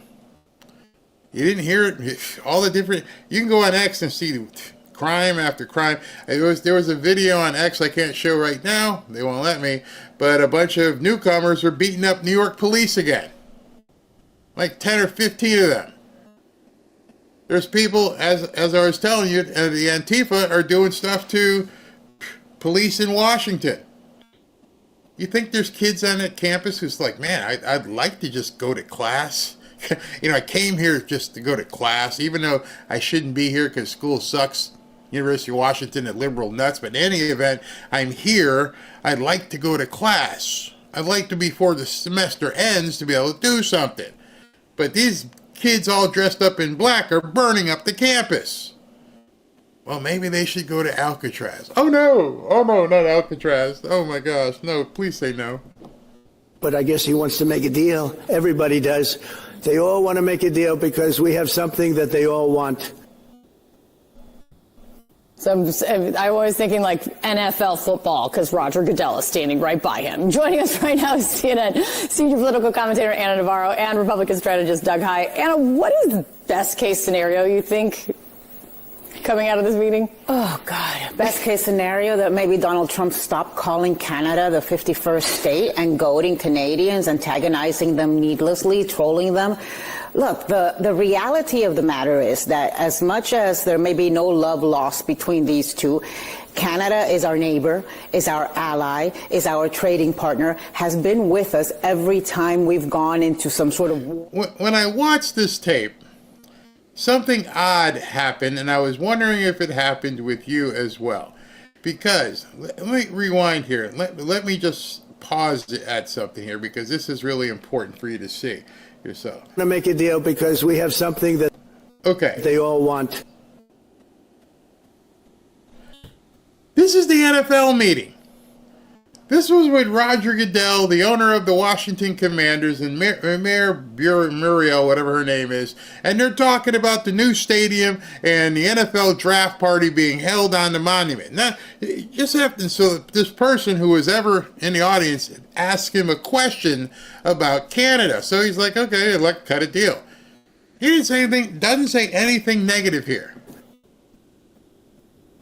So I'm always thinking like NFL football because Roger Goodell is standing right by him. Joining us right now is CNN senior political commentator Anna Navarro and Republican strategist Doug Heye. Anna, what is the best case scenario you think coming out of this meeting? Oh, God. Best case scenario that maybe Donald Trump stopped calling Canada the 51st state and goading Canadians, antagonizing them needlessly, trolling them.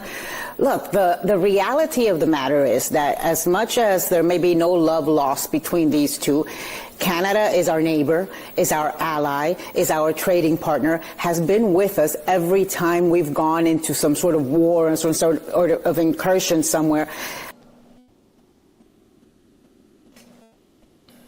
Huh?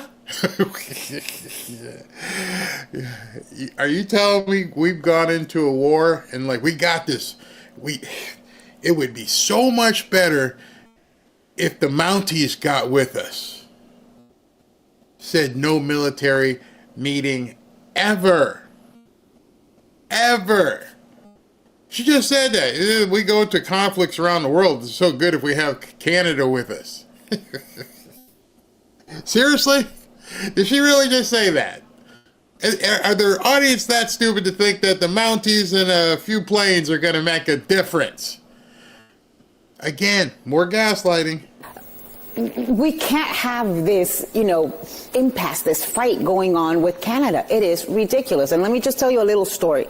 Last week, I ran into a couple I know. She's French-Canadian, he's French. They were planning a big wedding in Florida. They're no longer getting married in Florida because their relatives and friends don't want to travel to Florida. So that's money lost. Oh, their relatives and friends. Let me just tell you something. Give me a picture where it didn't happen.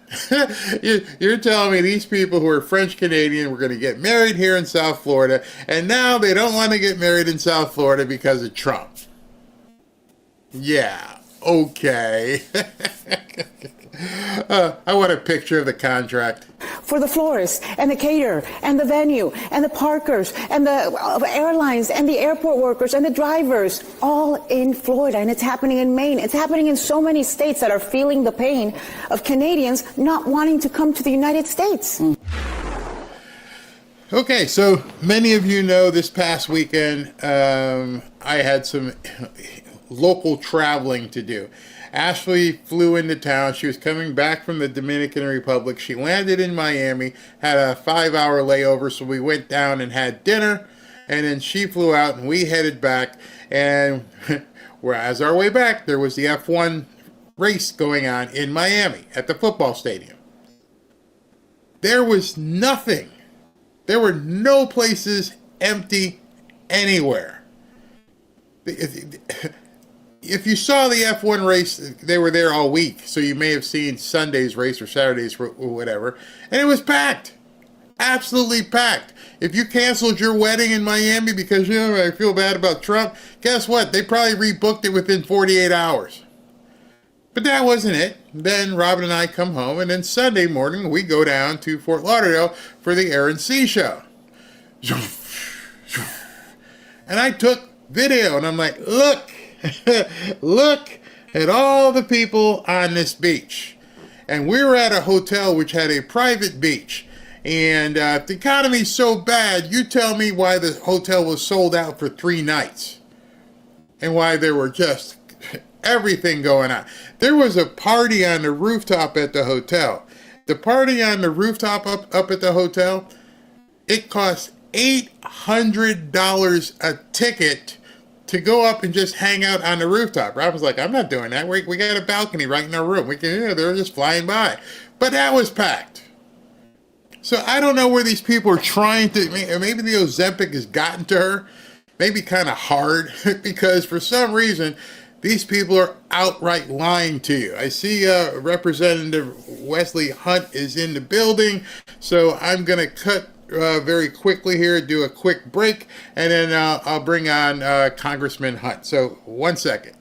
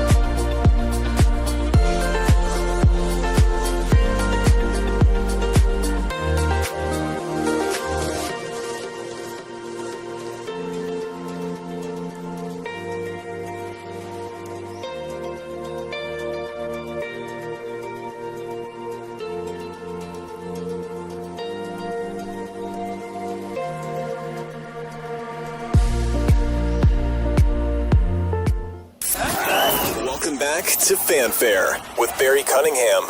It's so funny. I see in the comments somebody goes, "I saw a lot of empty chairs in your videos," as though that was some kind of gotcha about the Air and Sea show. Let me just tell you what those empty chairs were. It was a thunderstorm, and people left the beach and stood in the lobby and in their rooms until the storm cleared. I can't understand how people can see videos, see it with their own eyes, and still challenge you as if you're lying. Like this economy sucks, and it doesn't. I won't even tell you what the rooms charge per night there. It was fantastic. But anyway, I've got Congressman Hunt sitting here. He's ready. So we're just going to jump in here. Congressman Hunt, how are you? I'm doing fantastic. How about you, sir? Good. Let me just check your volume pretty quick here. I like your background. It looks like a green bush or something. It looks pretty cool. We try to liven it up here. All right. Are you in Washington or are you down in Texas? I'm in my office here in Washington. Oh, okay. All right, so I'm not going to waste your time. I'm going to jump right in so we can just start talking about this. What in the heck is Adam Schiff talking about? And here he comes again with an assault weapons ban, as if he even knows what an assault weapon is. But are they looking to attack the Second Amendment again, even though they know there's no chance in hell that this thing will get signed? Why even bring this up at this point? Yeah, well, this is another example of Democrats being completely rudderless and they have no leadership and they're throwing stuff against the wall just to see what sticks. Again, right now they're rolling out Bernie Sanders and AOC and that band of married men and women, and it's not going to work. So now they're going to try to go after a gun grab. And look, I'm a military guy, West Point grad, Apache helicopter pilot. So, I know one thing or know a thing or two about the AR-15. Mm-hmm. The funny thing about Democrats is they don't understand that assault rifle does not stand for AR. It stands for Armalite. And Armalite is the name of the company that produces the AR-15, but they can't tell you the difference between 5.56 and 7.62. Mm-hmm. And so this is just another gun grab opportunity for them in order to try to bolster their base to get more attention going into the midterms. Mm-hmm. And anything that Adam Schiff does, it's going to be shady. It's not going to be on the up and up, and it's probably going to be unconstitutional just by virtue of the man that's doing it. So this is just up to us to kind of go with the flow. Let them continue to destroy themselves. Let them continue to be the harbinger of bad ideas. And then again, let them blame Republicans for kids dying in schools. When the issue has nothing to do with kids dying in schools. What it has to do with is our schools should be hardened. Our schools should be protected like we're protected here in the halls of Congress. And you can accomplish that without going after guns, without going after AR-15s, without attacking lawful gun owners like myself. And so, again, another red herring for these people to kind of chase after because they have nothing better to do because, again, they're trying to find what sticks. I live in Florida, used to live in Orlando, used to work at Disney, used to watch all the tourists come in, fly in, and even their little kids had to go through security and everything else. why do they have a problem securing schools? As you say, hardening a school. The kids are already doing it whenever they travel. They're having to go through TSA themselves, so they see, it's security. Why at this point you'd think that kids know what's going on better than their parents? Why don't the Democrats in Congress understand that? Well, because again, I mean, they want to blame us. They want to blame the gun and not blame the person behind the gun. We have a serious mental illness crisis in this country, and there are a few private schools that are in my district, and I'm here to tell you that they are very well protected. And so again, if these private schools can be well protected, if we are protected up here in the halls of Congress, guess what? We can, if we're going to spend $200 billion in Ukraine, we can spend $200 billion to ensure that we have proper security and have some kind of force and have some kind of person in front of these schools to ensure that a homicidal maniac doesn't walk in and arbitrarily murder children. That's what this whole thing is about. So how can we stop that? We can stop it easily. But instead, they want to go attack the gun. And again, that's just bass-ackward. And this is how Democrats think. And what we have to do is always tell the truth. And again, the Second Amendment rights, our Second Amendment rights shall not be infringed. They were put in place to protect our citizens against tyrannical governments. End of discussion. We, as the federal government, are not going to round up people's guns and go home to home and take their property. Right. This is never going to happen. And also, there's 400 million guns currently in circulation. That cat is out the bag. There's no way that we're going to round up all these guns. So let's do the smart thing and protect innocent children, which we can do both. They've all seemed to become constitutional lawyers at this point with this whole due process, but somehow they forget what's going on with the Second Amendment. But that's expected. So what are the chances? I played something earlier from Mike Johnson, and it was kind of upsetting. Can you guys do anything to codify President Trump's executive orders in a timely fashion? Yeah, look, I think you hit the nail on the head. In a timely fashion, this is going to take some time. Keep in mind that we are laser focused right now on getting this budget done and getting a reconciliation done. This is going to take us up through August recess. And by the way, this is going to be record timing by this president. If you look at how he has moved ferociously fast. It's been unbelievable to watch. It's been fun to be a part of it. But we have got to be patient. We got to spend after August recess, then that's when we spend time actually going through and codifying some of these executive orders, which, by the way, this is what the American public voted for. But I also want to temper people's expectations. Expectation management is actually really important. We have a maximum 4 to 5 seat majority, a very slim majority. There are 435 congressmen and women. So imagine having a company with 435 CEOs in it. It's very difficult to get everybody rowing in the same direction, especially when you only have a 4-seat majority. Now, again, we've been able to stay together. We've got 2 CRs passed. We've got the budget passed out of the House miraculously, much to the chagrin of all the Democrats as well. So we're actually doing a pretty good job. Speaker Johnson's doing a pretty good job with Trump's leadership. But we've got to be patient. We've got to get through reconciliation. We've got to get this budget passed through the Senate, and then we can start worrying about the other stuff. You're talking about the big, beautiful bill, right? The big, beautiful bill. All right. So the plan here is to take this through reconciliation, and if it goes through reconciliation, how many Senate votes does it need? It just needs a majority. It's just a majority. So with a 4-seat majority in the Senate today, we should be in pretty good shape. And I'm very, very confident that it's going to happen. If you think about it, I mean, if we're getting stuff passed out the House with at the time, a 2, 3, 4-seat majority, I know a few Democrats have passed away. That kind of gave us a bit more of a majority, but still very slim. At the end of the day, like, if we can figure it out in the House with 435, I think they're going to be just fine figured out in the Senate with 100. Something you said about trying to get everybody together on doing something. One of the problems that I think I have, and a lot of other people who talk as well, I mean, in the chat, is that we don't see the fractioning in the Democrat Party. They seem to be zombies and all walk to the same beat and never differ. Hakeem Jeffries keeps them in line. Why do we have such fractioning on the Republican side? Because we believe in liberty and we believe in thinking for ourselves. I don't want to be a member of a party that has had one Speaker of the House and one minority leader for 2 decades like they had with Nancy Pelosi.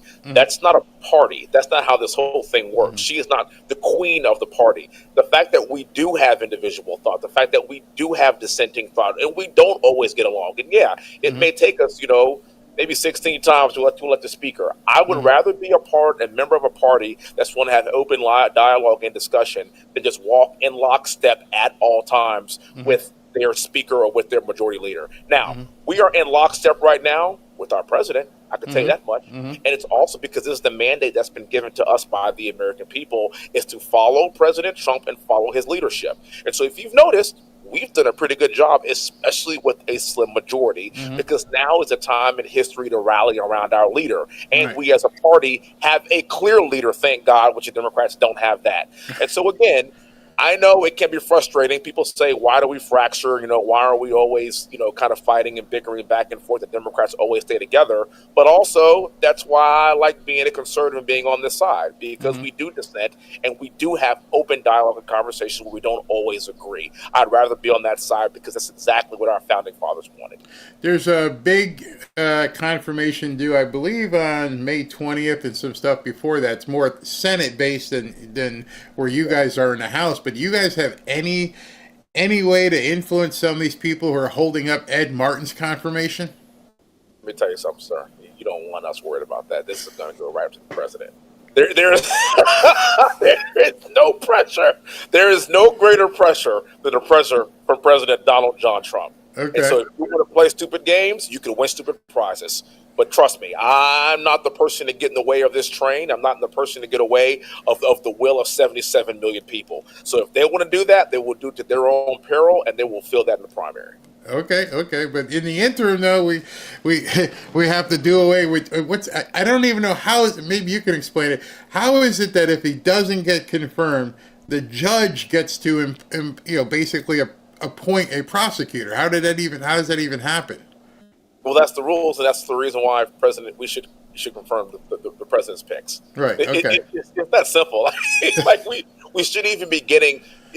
People get so pedantic and they overthink this stuff. I mean, look, the president's in charge. He was put in charge to go with these picks. We don't have to go through these alternate routes that are worst case scenarios. Let's just move on.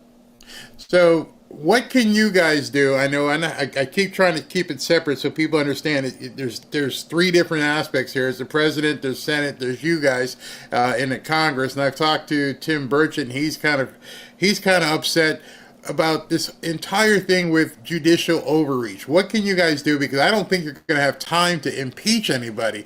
Is there anything else you could recommend or think we should look for? Again, judicial overreach is going to be an issue, and I understand the concern there. But again, our biggest concern right now going into the midterms, and I hate to beat a dead horse, but our biggest concern going into this midterms is this budget. I mean, that's just what has to get done. Because once this happens, it's going to give us a lot of relief. It's going to give us a lot of certainty for the future. It's going to help out the markets. It's going to help out inflation. This big, beautiful bill is critical. Judicial overreach, quite frankly, I'm on the House Judiciary Committee. We're going to take care of that. And I trust Jim Jordan. We're going to have dinner tonight, actually. We're probably going to discuss this very issue. There are things that we can do, but being up here for the past few weeks, I'm here to tell you, we're all laser focused on one thing and one thing only. It's a bill, okay. And that's just bill, yeah. Now, Tom Homan, I think it was this morning, I think I have a piece where he talked about that he thinks there's going to be more arrests because of, he wants to get these deportations going. 2 questions on here. One, do you see the deportations slowing down? And I'm not advocating or saying President Trump should ignore the orders. I'm more saying that I don't believe they have the authority to do this. What are your thoughts on that in terms of them trying to slow down the deportations? Look, they could try to slow down the process, and you've seen it with some of these, rogue judges that have operated autonomously outside of their realm of power. But at the end of the day, if President Trump is President Trump, Tom Homan is a very serious person. We are seeing record lows at our southern border, much to the chagrin of Democrats and liberals. And you know what happened? It was with the signing of an executive order, with the stroke of a pen, he fixed our border problem. We didn't need any more laws. Congress didn't need to act. The only thing we needed was a new president, and then miraculously it's fixed.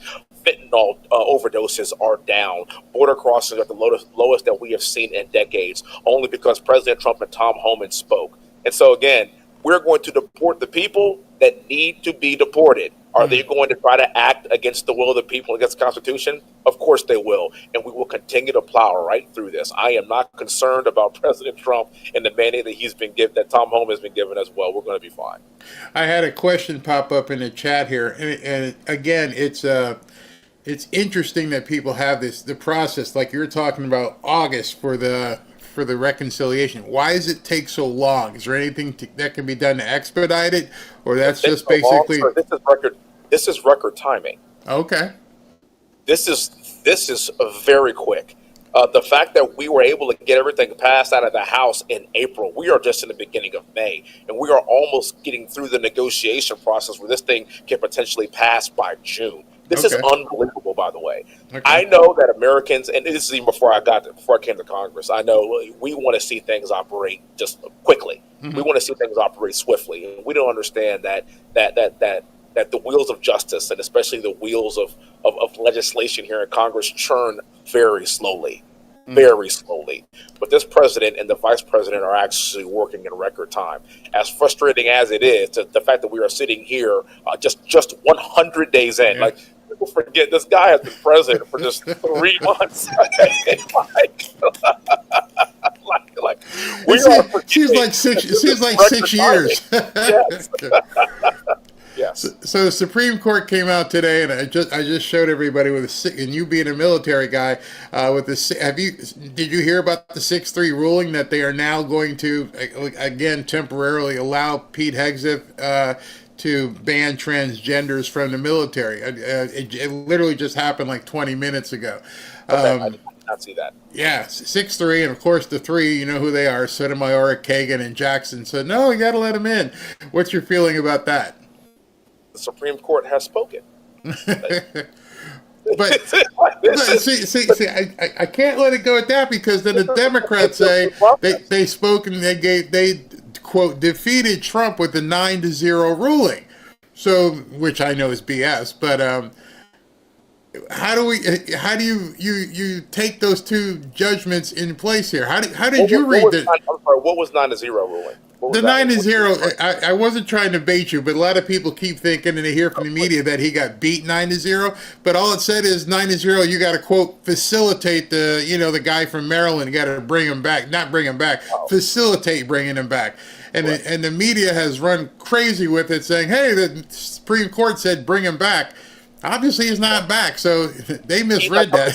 El Salvador ain't sending him back. That's a deal. That's just that's just Democrats losing their minds. I don't. But this is how our process works, right? Like, we're going to get challenged here and there, but this is all about what are the president's powers. President Trump understands what his powers are, and every now and again, we're not going to agree. It's going to go to the Supreme Court, and they're going to decide, and then we're going to go back and forth. And by the way, we have very brilliant lawyers and very brilliant people working for the president that know how to circumvent all these pitfalls. And so, again, to address the issue of when I say the Supreme Court has spoken pertaining to Pete Hegseth and transgenders, I mean, this is how the process works.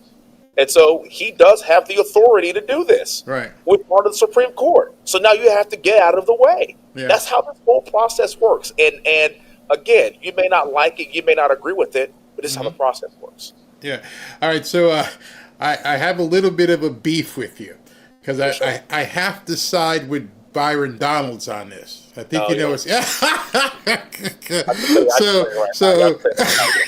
so for everybody who's wondering what, Byron Donalds came out and said he wants to make sure that NASA comes to Florida, and obviously Mr. Hunt here wants to keep it in Texas. So what's going on with that?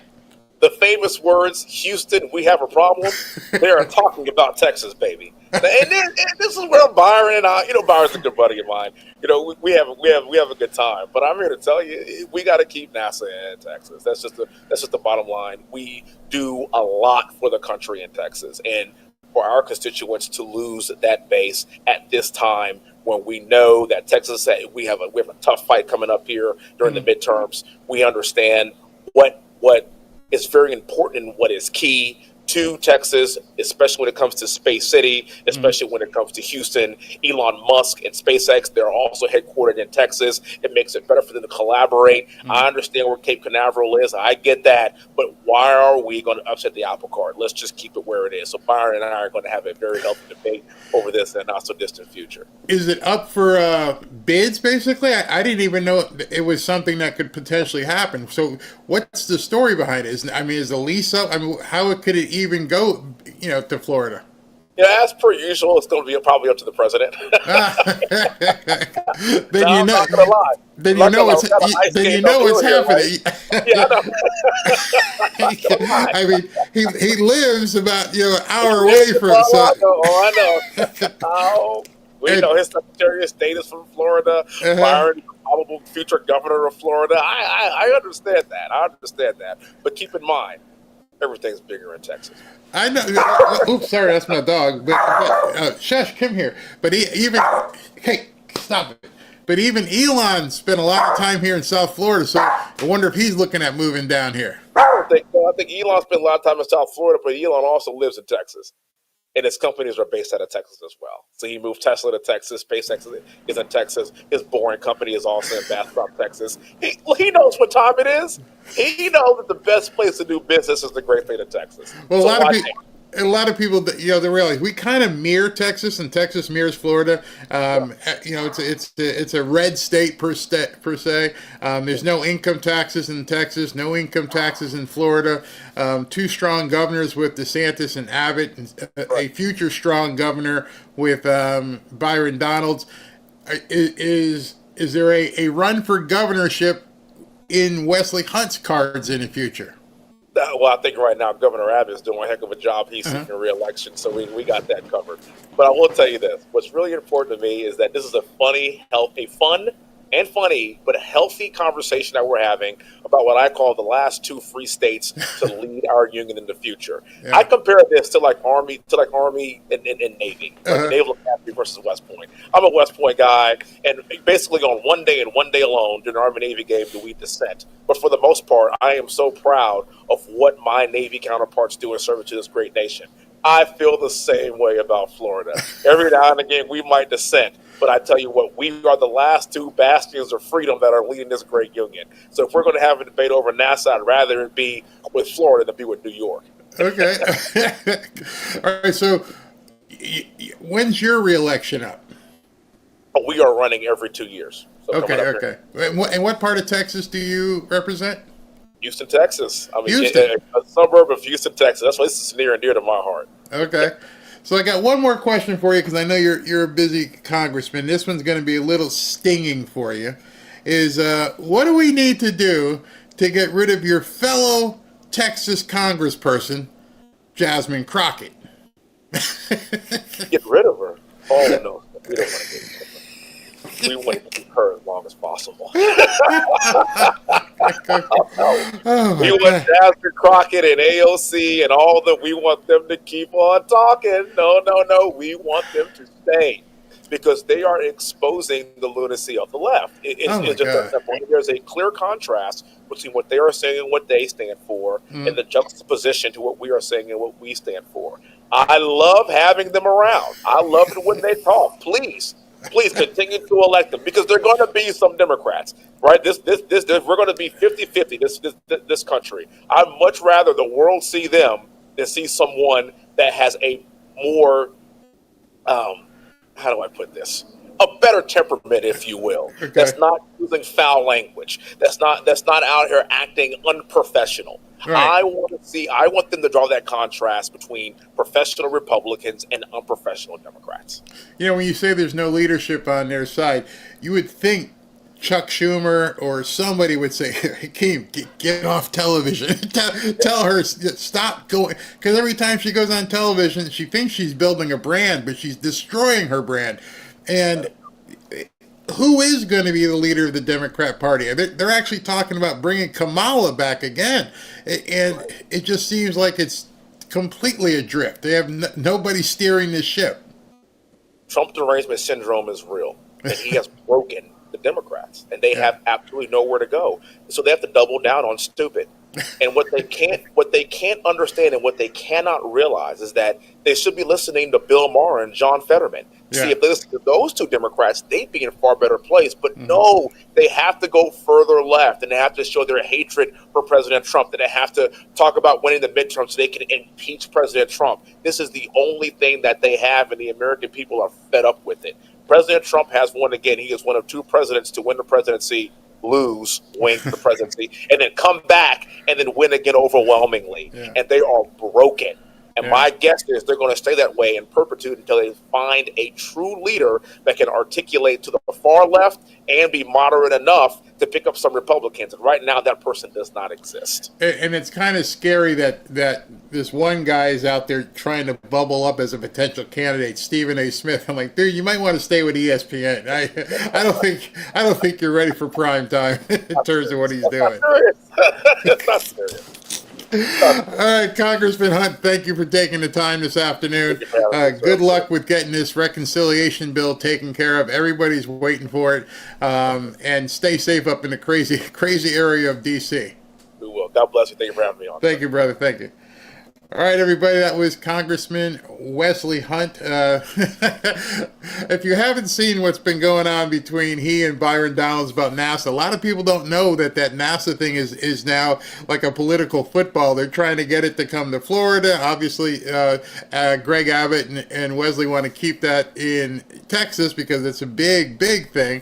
But I want it here. I want to see rockets going up again from South Florida and Cape Canaveral. All right, so I'll be back. I'll take some comments and then we'll jump back in. We're in a very volatile time right now. There's plenty of financial uncertainty. Now is not the time to be speculative. And I'm also speaking from a personal perspective. I'm buying income-producing real estate and I'm buying gold and silver. A lot of people don't know the difference between the economy and the stock market.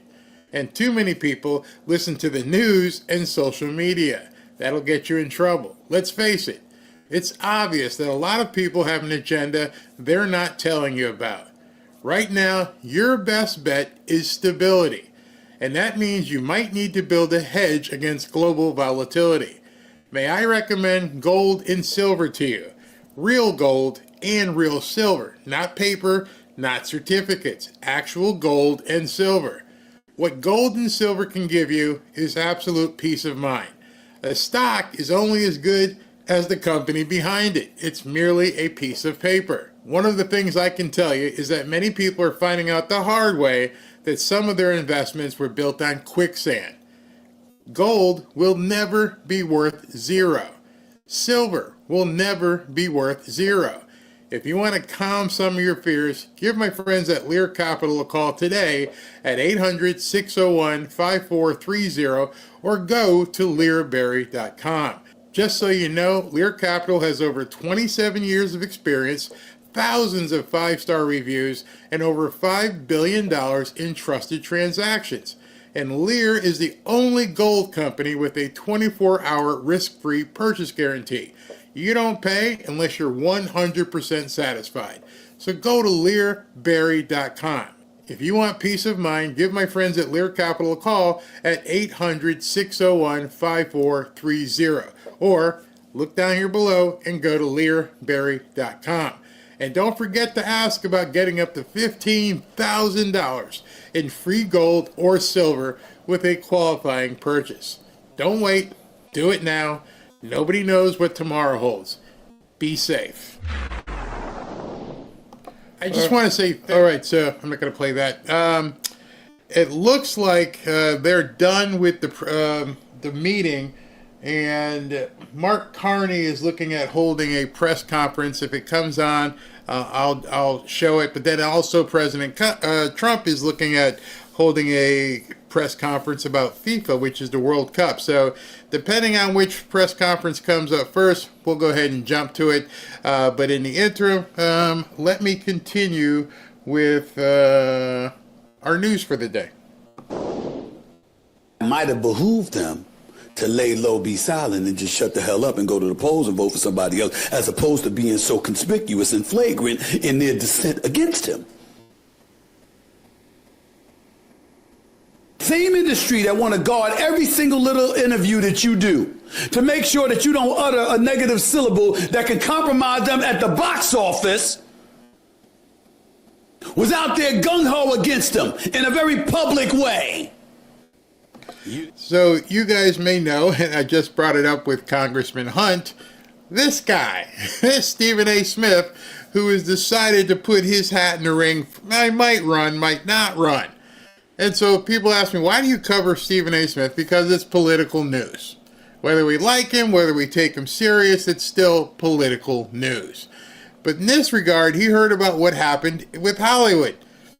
And now President Trump's gonna, basically put a tariff and say, unless you do the movies here, they're gonna put like a huge tariff on movies, which I don't even know how they would do, because sometimes you could film the footage here and have somebody in Brussels edit it, or have a sound engineer in Germany, and then the product, I don't even know how he's going to spell that out. It may have just been a hand grenade that he tossed into the entertainment business. But Stephen A. Smith here, he's got a point. He's like, you want favors from this guy, and this is the same, talking about President Trump, and then at the same token, you wanted to destroy him. And that doesn't work. You think that was going to come back to bite you? I'm just saying, I'm speaking logic. That's all, just simple logic. To me, that's what this is about, in my humble opinion. I don't give a damn what Trump says. That's what this is about.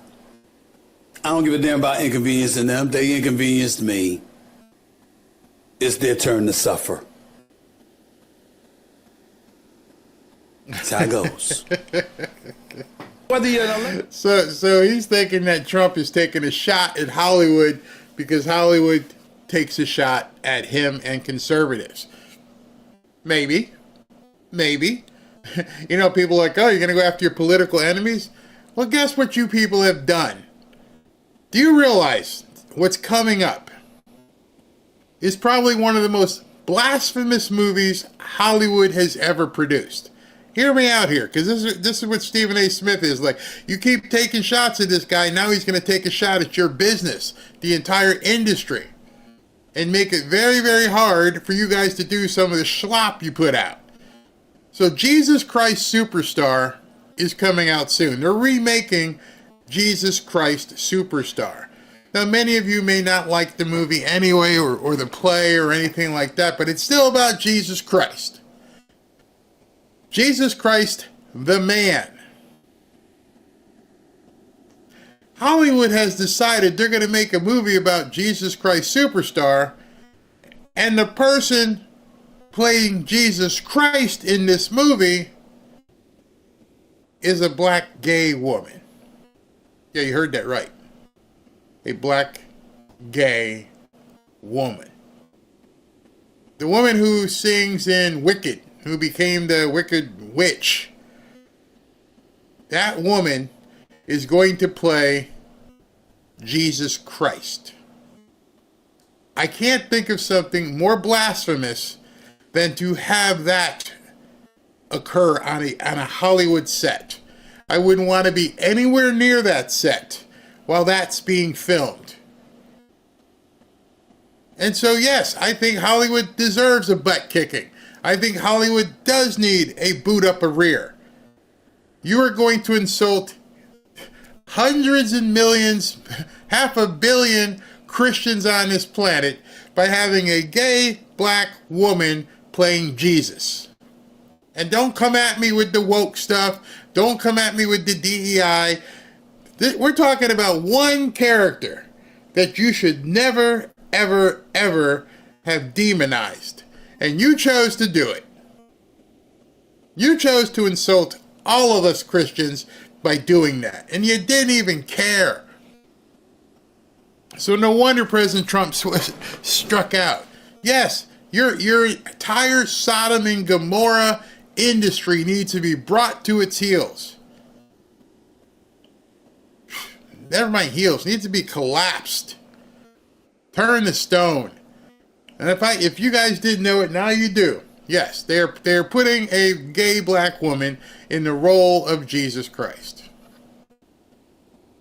By the way, Judas is being portrayed by Adam, what's his name? Adam Lambert, the guy from American Idol. So they're populating the cast with DEI to the complete insult of Christians everywhere. And Robin and I were driving yesterday, and when we were driving yesterday, one of the things that she said, and with me, she goes, "What would happen? What do you think would happen in Hollywood if they cast that same woman, the black gay woman? What if they cast her in the role of Muhammad?" Think about that. They have no problem completely insulting Christians across the world. No problem. Hey, let's make this movie. But I dare you. And I can't dare you because you'd never do it. You would never. You think that Salman Rushdie had to go into hiding? You'd have the entire cast, the crew, their kids, their dogs. If you tried to put that same woman and made a movie about Muhammad. Think I'm kidding? You can't even draw a picture of Muhammad. You can't even do artwork of it's forbidden. But you can make a gay black woman Jesus Christ. So yes, Stephen A. Smith was right about that. Let's listen some more. Politician, or you're somebody that's going to have to do business with him, you're going to have to recognize you're going to have to appease him to some degree. You're going to have to do that. I've been critical of him for years. But he was nice on News Nation. You know why? I said, "Good evening, Mr. President. Good to talk to you." Something as simple as that. Remember when he was at the NABJ, National Association for Black Journalists, over the summer? And Rachel Scott did a phenomenal job interviewing her. She asked the right questions. She asked the questions that people wanted to know. But what did Trump say? "That's just a nasty, nasty question. You didn't even say hello. How are you?" You have used words like animal and rabbit to describe black district attorneys. You've attacked black journalists, calling them a loser, saying the questions that they ask are, quote, stupid and racist. You've had dinner with a white supremacist at your Mar-a-Lago resort. So my question, sir, now that you are asking black supporters to vote for you, why should black voters trust you after you have used language like that? Easy, because you guys are full of crap. That's why many of us, me being one of them, many black people I know, realize at this point, I knew it from 2016, but many people have come aboard going, "Y'all full of it. You're absolutely full of it. And we want nothing to do with you." So what Stephen A. Smith here is doing is a bit of a dance. And he's wedging in and going, "I'm not one of them. I'm more moderate." So if he indeed wants to run for some sort of political office, he's positioning himself away from the nuts. Hey, I actually talked to him. You guys saw it. I broadcast it. He did do that. How you doing tonight, Mr. President? I mean, he recognized him as the President of the United States. This woman at this event, and President Trump's just like, "You're nasty." And I know he wanted to use the real word. "You're nasty, B.I." You know what? You didn't even say hello. How was your flight? Are you comfortable in the chair? You need some water? Anything. You can't talk to people that way, black or white. Well, first of all, I don't think I've ever been asked a question in such a horrible manner. First question. You don't even say hello, how are you? See what I'm saying? You don't even say hello, how are you? It matters to him. And that's not to say that there's a reason or justification for doing any of the things that he may have done or will continue to do. It's just knowing the hand that you're dealt and knowing who you're dealing with. And that's what you're going to have to learn about him, if you don't already know. If you want to do business with him, you're going to have to make sure that you're ready to engage in some level of capitulation. And that's what Mark Carney probably found out today. Somebody got mad earlier in the chat because I had said, Canada's here to kiss the ring. Oh, how could you say that about this? Oh, I said, what do you want? Knee pads? Does that sound better to you? You didn't see President Trump in Toronto. President Trump's not in Montreal hurrying to go meet, Carney. No, Carney came to my house. When you come to my house, it's under my rules. That's how President Trump works. You're going to have to show me some deference, some respect. And Stephen A. Smith, take it or leave it, whatever, he's smart enough to know that. You guys can't win. You can't exist on the same stage when the only thing you have is vitriol against this man. People look at you and go, I want nothing to do with you. I got nothing that I want to be involved with you. You're nothing but toxic. You stench, the stench that comes off of you. You can't even show respect. There are many people, I've not liked as people, but I show them respect in a business deal. There are many times you've played games if you're in sports and you didn't like the person, but after the end of every game you shook their hand. These people don't even understand common decency. Not in the media, not in their politicians. And what was really funny to me, if you guys remember way back to the Albert Smith dinner, and we televised it, and it was a black tie dinner, and everybody's there, and Chuck Schumer was sitting right next to him. And he's like, hey, Chucky, and they're like, Chuck Schumer's like laughing. Yeah, so obviously Chuck Schumer in person is not the Chuck Schumer at the podium. The person Chuck Schumer is, he talks to Donald Trump. So Donald Trump talks back to him. But these people nowadays, the Jasmine Crockett's of the world, the AOCs, these nuts, they don't understand, and that's why they can't win. They can't possibly win. And Stephen A. is smart about that. It's something as simple as being well-mannered. If you are an elected official and you have to work on behalf of your constituency and you're going to have to cross that aisle, it can't be imitating Mitch McConnell when Barack Obama was in office and he said our goal here is to make him a one-term president. That's not going to fly with this guy. He's got the House, he's got the Senate, he's got the White House. He's got the Supreme Court. 6-3 majority. You're going to have to figure out a way to do something to get a semblance of what you want. That is the way that it goes, whether you like it or not. When I'm abhorring... And he's absolutely right. Again, it doesn't have to be what you think about this man. It's about the decorum, the way things are measured, how you treat somebody. And the Democrats right now don't have any public figures who understand you need to reach across the aisle. You saw what happened with Gretchen Whitmer. Gretchen Whitmer goes to the White House. Then she meets President Trump at a factory in Michigan or something.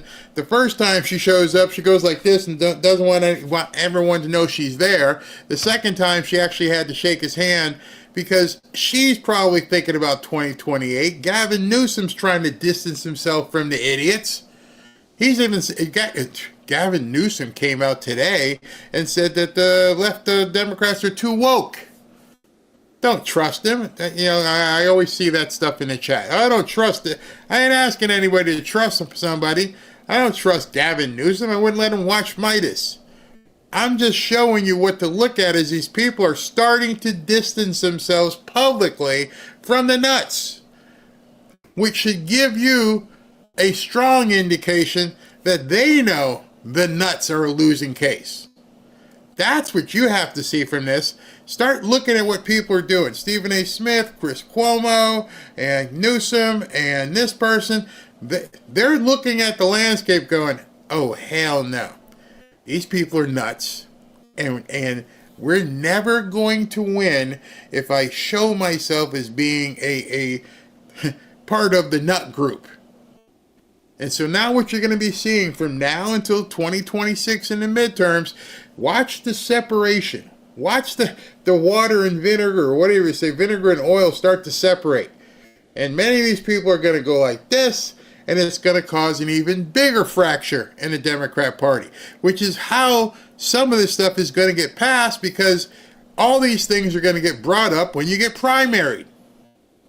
So now people are starting to, stake out ground and plant their flag. I'm not with them. No, I'm different. I'm a different kind of person. I'm not with them. Or lamenting the state of affairs within the Democratic Party. I'm basically talking about what they were focusing on. They may be doing things on the state and local level and may deserve an abundance of credit for it, but that's not the message that we were receiving. And you know why we weren't receiving that message? Because they didn't think they could sell it to us. They didn't think that that would be good enough. They wanted to make sure, we're going to point to racism. We're going to guilt you into voting for us. We're not going to talk about the things that we're doing positively. We're going to talk about what the other side is doing negatively to engage in fear-mongering to help you, through fear factor, go our way instead of theirs. And it didn't work this time. And to be quite honest with you, even though I might not like some of the things I'm seeing from the Trump administration thus far, the bottom line is I'm glad it didn't work, because I think for the longest time, black Americans have played the role of suckers to the Democratic Party. They've guilted us into voting for them, making us feel as if we're going to be ostracized, creating division within our own communities or what have you to get our vote, instead of saying to us, hey, this is what we will do for you, and it will work better than what they're offering. You see, as a black man, almost said what Michelle said there. As a black man, I can underscore what he just said there. The Democrats have never courted the vote of minorities by saying what we can do for you. The Democrat modus operandi is merely to say, you don't want to have these people leading. These people are racist. They're this, they're that, and the other thing. But they never talk about the issues, which is why crime is rampant in the black community, which is why there's so many fathers not in the homes of black kids. All of this stuff has been planned. They put parenthood into obsolescence, and you just became a ward of the state, and they just pacified the mother by giving her Section 8 and food stamps and just keeping her in that prison and keep breeding more votes who won't look this way. Hey, if you do this, your mom might not be able to feed your other 19 sisters and brothers. Oh, but then again, what we can do is park the big blue van outside of the library so y'all can march in there and get things cleaned out. But when's the last time you've heard a Democrat walk up to a group of people and say, I have a plan for you guys. Here's what we're going to do. How I can make your life better. See, the clock's been ticking for their obsolescence for some time. And they're realizing at this point the racism doesn't work, which is why they went the other route and said, let's bring in as many newcomers as we possibly can, because they are going to be beholden to us. If we bring in a whole different crowd of beholden people, then we don't care if the blackies decide they're going to start voting Republican. We'll bring in these people who once started all over again. Hey, you need some food stamps, a hotel? How about an EBT card? Oh, how about an ATM card? How about free stuff? All they did is try to replace it. People keep talking about the white replacement. They did their black replacement. We don't need the blacks no more. These people are uppity. They're trying to, improve their lives. We can't deal with them. Let's bring in some lowly newcomers. Hey, okay, you just shut up. Just vote for us. Go pick some strawberries. That's what happened. That's exactly what has happened. Some more breaking news here. Thank you, SV. We have this. The U.S. and U.K. are set to sign a landmark trade deal this week. This will put immense pressure on the European Union to negotiate with President Trump. The art of the deal in action. It's more than the art of the deal in action. It is destruction of the globalist dream. These people are being brought to heel. These people are understanding we carry the bat. You are squirrels looking for a nut. Zelensky had to find out the hard way. England had to find out the hard way. And now Canada's going to have to find out the hard way. And the thing with that, just so you know, Trump is so good at this. President Trump will beat you over the head with that bat, like Robert De Niro in The Untouchables. He'll beat you over the head with that bat, but then he'll clean you up and dial you up so you can do it for yourself, so you can save face. Hey, today we decided we were going to work in our best interest with the President of the United States. Meanwhile, you're in the back room and you're just getting beat. Well, allow them to save face. It's a huge, huge, huge tool in negotiating. Don't brag and celebrate somebody's getting their butt kicked. Let them decide to come out and be gracious about it, like they did something good for their people, because it'll be easier to sell. So now what's going to happen is this guy is going to go back to England and tell everybody, I got a great deal with President Trump.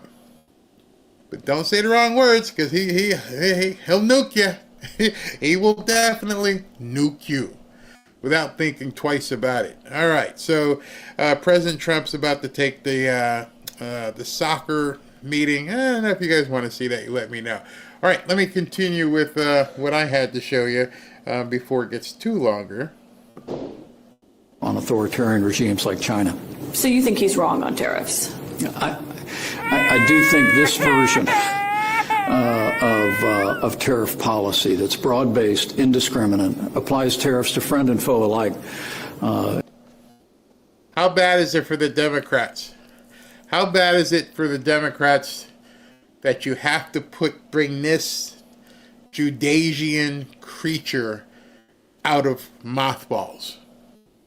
How bad is it that you actually have to bring out somebody like Mike Pence? You know the end is near when you start seeing CNN bring out Mike Pence to talk trash about Trump. Is not a win for the American people. One argument he's been making lately is that maybe children will have to make do with fewer toys, fewer dolls. The quote that he had yesterday was, I'm just saying that they don't need to have 30 dolls, they can have 3. They don't need to have 250 pencils, they can have 5. Do you think the American people buy that argument?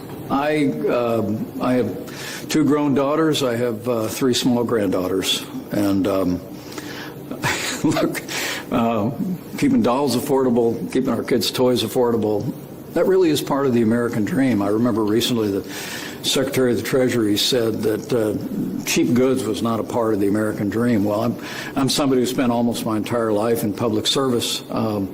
We lived on our paycheck while we raised 3 kids and put 3 kids through college. Cheap goods are a big part of it. This dude just went on television and said that cheap Chinese crap is a big part of the American dream. God, thank you for getting rid of this dude. He actually just went on television and told Caitlin Collins that cheap Chinese stuff is needed for people to enjoy the American dream. You thought he was a sellout before? You ain't seen it. Now he confirmed it. I think we ought to be candid about that. What I will give the president credit for is conceding the fact that his tariff policies will raise the cost of goods for consumers, whether it be toys or pencils or other products.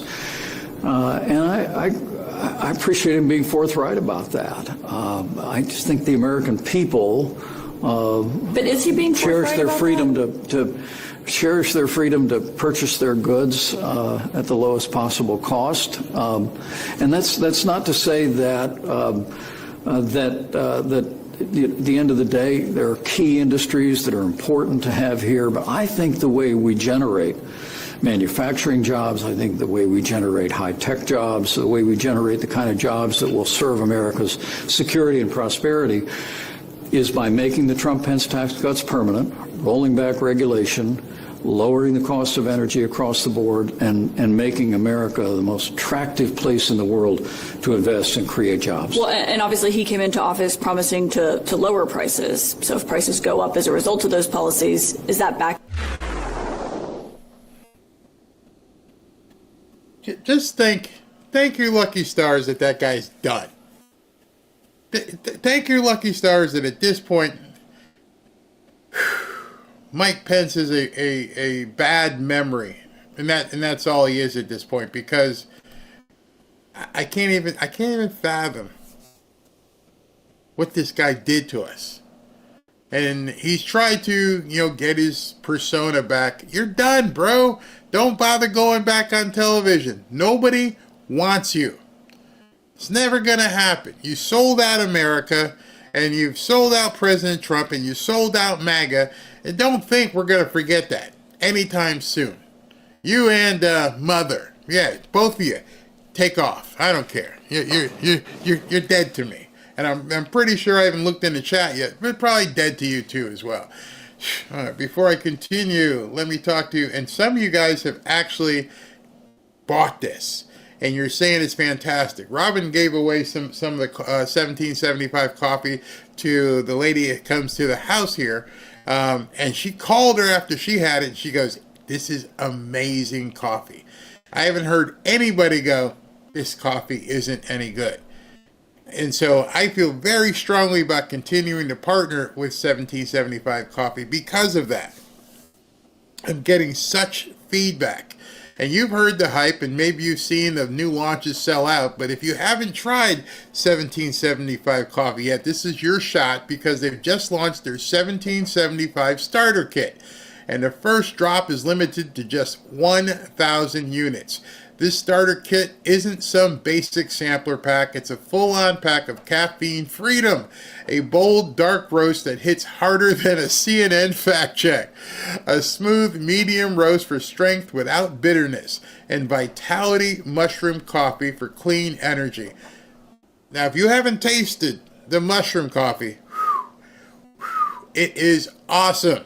It gives you a lot of clean energy, as they said. It gives you some laser focus, and it has zero crash to it. All single origin, small batch, mold free, and toxin free. Plus, you're also getting a gold spoon clip, because plastic has no place in real coffee or real values. Robin's the same way with honey. She only uses wood spoons in honey. So it's the same thing here. Further built to last in a matte black 1775 tumbler that says, "I don't take caffeine or cues from a woke sea witch." $170 worth of coffee and gear, yours for just $99. This is for the people who have been watching 1775 blow up on Rumble, wondering if it's actually worth it. Spoiler alert, it is. Go to 1775.com. 1775coffee.com/Barry and grab your starter kit before they're all gone. Bold beans, clean fuel, and a morning routine that stands for something, just like Rumble does. Start your day with coffee that actually backs what you believe. So if you notice, we've mentioned Rumble in here.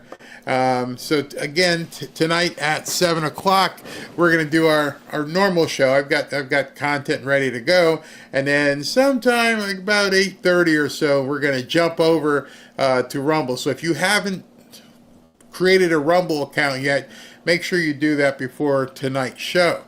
All right, let me see what some of you guys are saying. Do they have beans, I wonder? Yes, they do have beans. I had a pack here. I sent it off to one of the viewers who asked me for a pack of it. But yes, it was a bag of beans. Let's see here. I just called Tom Tillis's office, and they told his secretary, "Do right by the American people and then support Trump 100%. You go. Red wine is best. I never miss 6 a.m. mass. Okay. Be well and stay safe, Maximus. And they want, they're never getting NASA in Ohio. That ain't going to happen. Nah, that's not it. Not going to happen at all. It is expensive. Well, it's relative. I mean, things, don't worry about buying something if you can't swing it. Don't worry about it. Let's see here. How does it push out terrorism? Mike, trillions in deficits, not a win for the American people. Mike Pence makes me sick. Rumble is a ton of fun. Hey, Brat Girl. So if you watched Saturday night show, tonight's going to be even better. So I think I've got to explain to you what I'm doing with Rumble. People have texted me and emailed me and what are you doing with Rumble? No, I am not leaving YouTube. That's not the case here.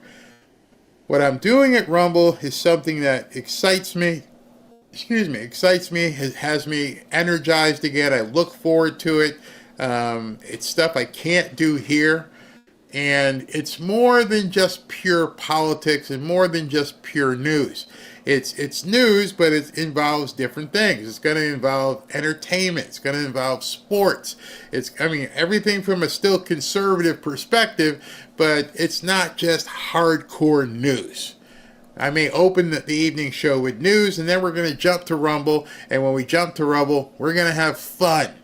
A lot of fun. If I'm not having fun, I'm not doing something. I don't want to do it. And I had told you guys a while back I was feeling bored doing this stuff, and now I feel energized again. Like I said, we went and looked at doing a new studio and opening up, and I found where I want to do it. I can't wait. I am excited again about doing this. Maybe I felt a little bit burned out, or I just wanted to do something a little bit different. And Rumble's allowing me to do that because I don't have to worry about these people here, and I can say what I want, and I can talk to people who can be completely open, and I can do some stuff that entertainment-wise I couldn't do here. So if you want to make it, come on by at 7 o'clock tonight. All right, let's continue because nobody's talking. But then the president, after he said that, went on to say, I need you and I want you to restore the warrior ethos in our military, full stop. And that's been my first priority since day one, is restoring the warrior ethos. It's one of the most fundamental of those three objectives. Again, humans, more important than hardware. Everything starts and ends with warriors from training to the battlefield. We are leaving wokeness and weakness behind. No more pronouns, no more climate change obsession, no more emergency vaccine mandates, no more dudes in dresses. We're done with that shit.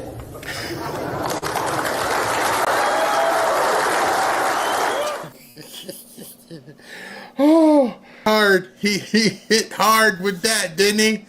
We're done. We're done. No more dudes in dresses. Yeah, we're done. Thank you. That's not the army my dad was in. That's not the army my brother is in right now. No more of that craziness. Ain't gonna happen. It's a new world. We're focused on lethality, meritocracy, accountability, standards, and readiness. That's why since Election Day, since President Trump was elected, recruitment and retention numbers are up historically. Attracting military service is something Americans have long been attracted to, but more so when they see leadership they want to follow. They want to be in disciplined formations that value them not for immutable differences, not for the color of our skin or gender, but because of honor and integrity and grit and patriotism. They want a meritocracy where they can work hard, make themselves better, kick ass, and rise up. The things that animate. Which is exactly what my dad was all about.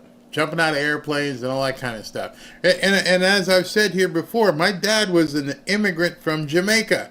Came through the front door, felt so strongly about it, he became a member of the Army, jumping out airplanes and stuff. And he stayed into the Army until he died.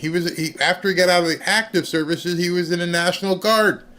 And I was always around these guys, and I just thought it's different back then. And then my brother went to West Point. And he graduated, and now he's a colonel or lieutenant colonel or something like that in the Army. So I've always been around military people. Robin's father, military people. We're proud. We're patriotic.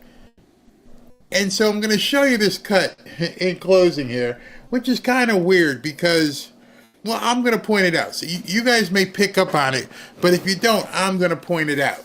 Because it's interesting now that President Trump has got somebody like Pete Hegseth who's focusing on lethality, the warrior ethos, basically kicking butt and not being afraid to say, we're badass and we're going to kick some butt. There's nothing wrong with saying that. That's what you want out of a police officer or a soldier. You want someone who's running this way when everybody else is running that way.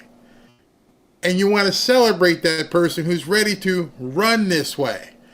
There was a ICE deportation thing that happened a few days ago, and after they rounded up the bad boys, one of the guys pulled out a cigar, was smoking, and the left went nuts. Oh, it's so inappropriate. He was rubbing it in their face. Yes. Blow it in their face. That's what's problematic with this country on the left. You don't understand masculinity. I beat you. I'm trained to beat you, and I'm happy when I beat you. And if I somehow don't beat you, I'm going to go back and train as hard as I can, and I'm going to come back and beat you. I'm not putting on a dress. I'm not lumping my junk off. It's not going to happen. And if President Trump wants to hold a military parade to celebrate the military, by gosh, do it. But here's what happened on CNN.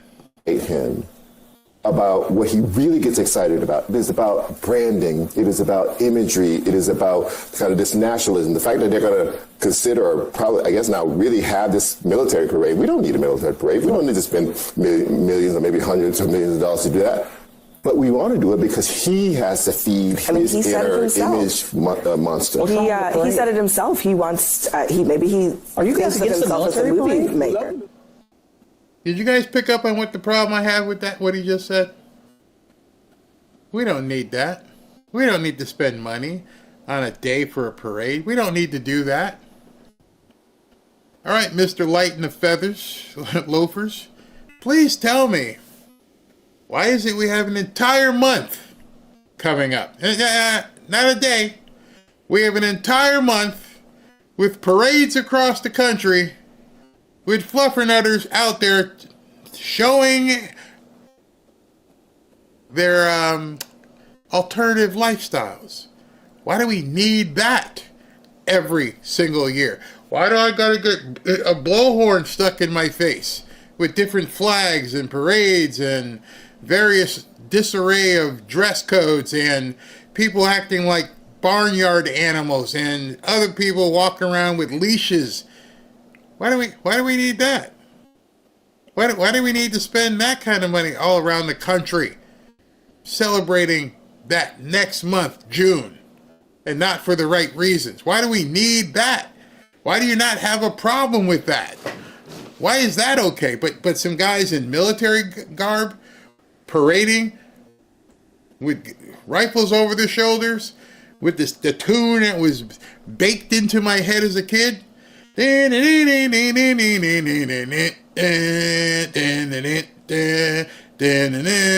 know that song. Why is that bad? But across the country, we're going to see people looking like barnyard animals, and you're going to be celebrating that for an entire month. The entire month of June. President Trump wants to have a parade on one day in one city. It's not a traveling tour. It's not going to be in Washington and Boston and Miami. No, it's one day in one city. And y'all celebrate this entire month with this rainbow of diversity, and you want to rub it down our face. And not only are you celebrating it, you're mad if we don't embrace it. You're not going? You're not going? You know the Seinfeld thing. You're not wearing the ribbon? No, I'm not wearing the ribbon. I'll go to the military parade on that day in that city and salute these people who are willing to die for me. But you're upset because you only get a whole month. $1 million on it? I don't think it's called. You cannot be cutting tens of thousands of federal workers at the same time you say we're going to waste money on a military parade. Why is it wasteful? It is wasteful. Why? It is what do we need to show off our military for? Well, that's strong. This guy has no self-awareness. What he's saying. Why do we need to show off our military? Why are you going to be in like tight shorts looking like, George Michael from Wham across the country? You do it for an entire month. You walk around in G-strings. Why do you need that? I know Scott Jennings is on point. Scott Jennings has got retorts. He's one of the best guys on TV, and he might have been afraid to say it, but I'd have listened to him right there. Can I ask you a question? Why the hell? You know it's coming up next month, right? For the whole month. Why do y'all need that?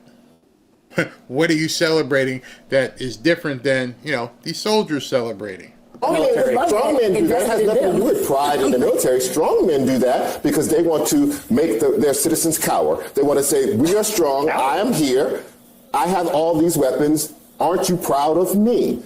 We don't...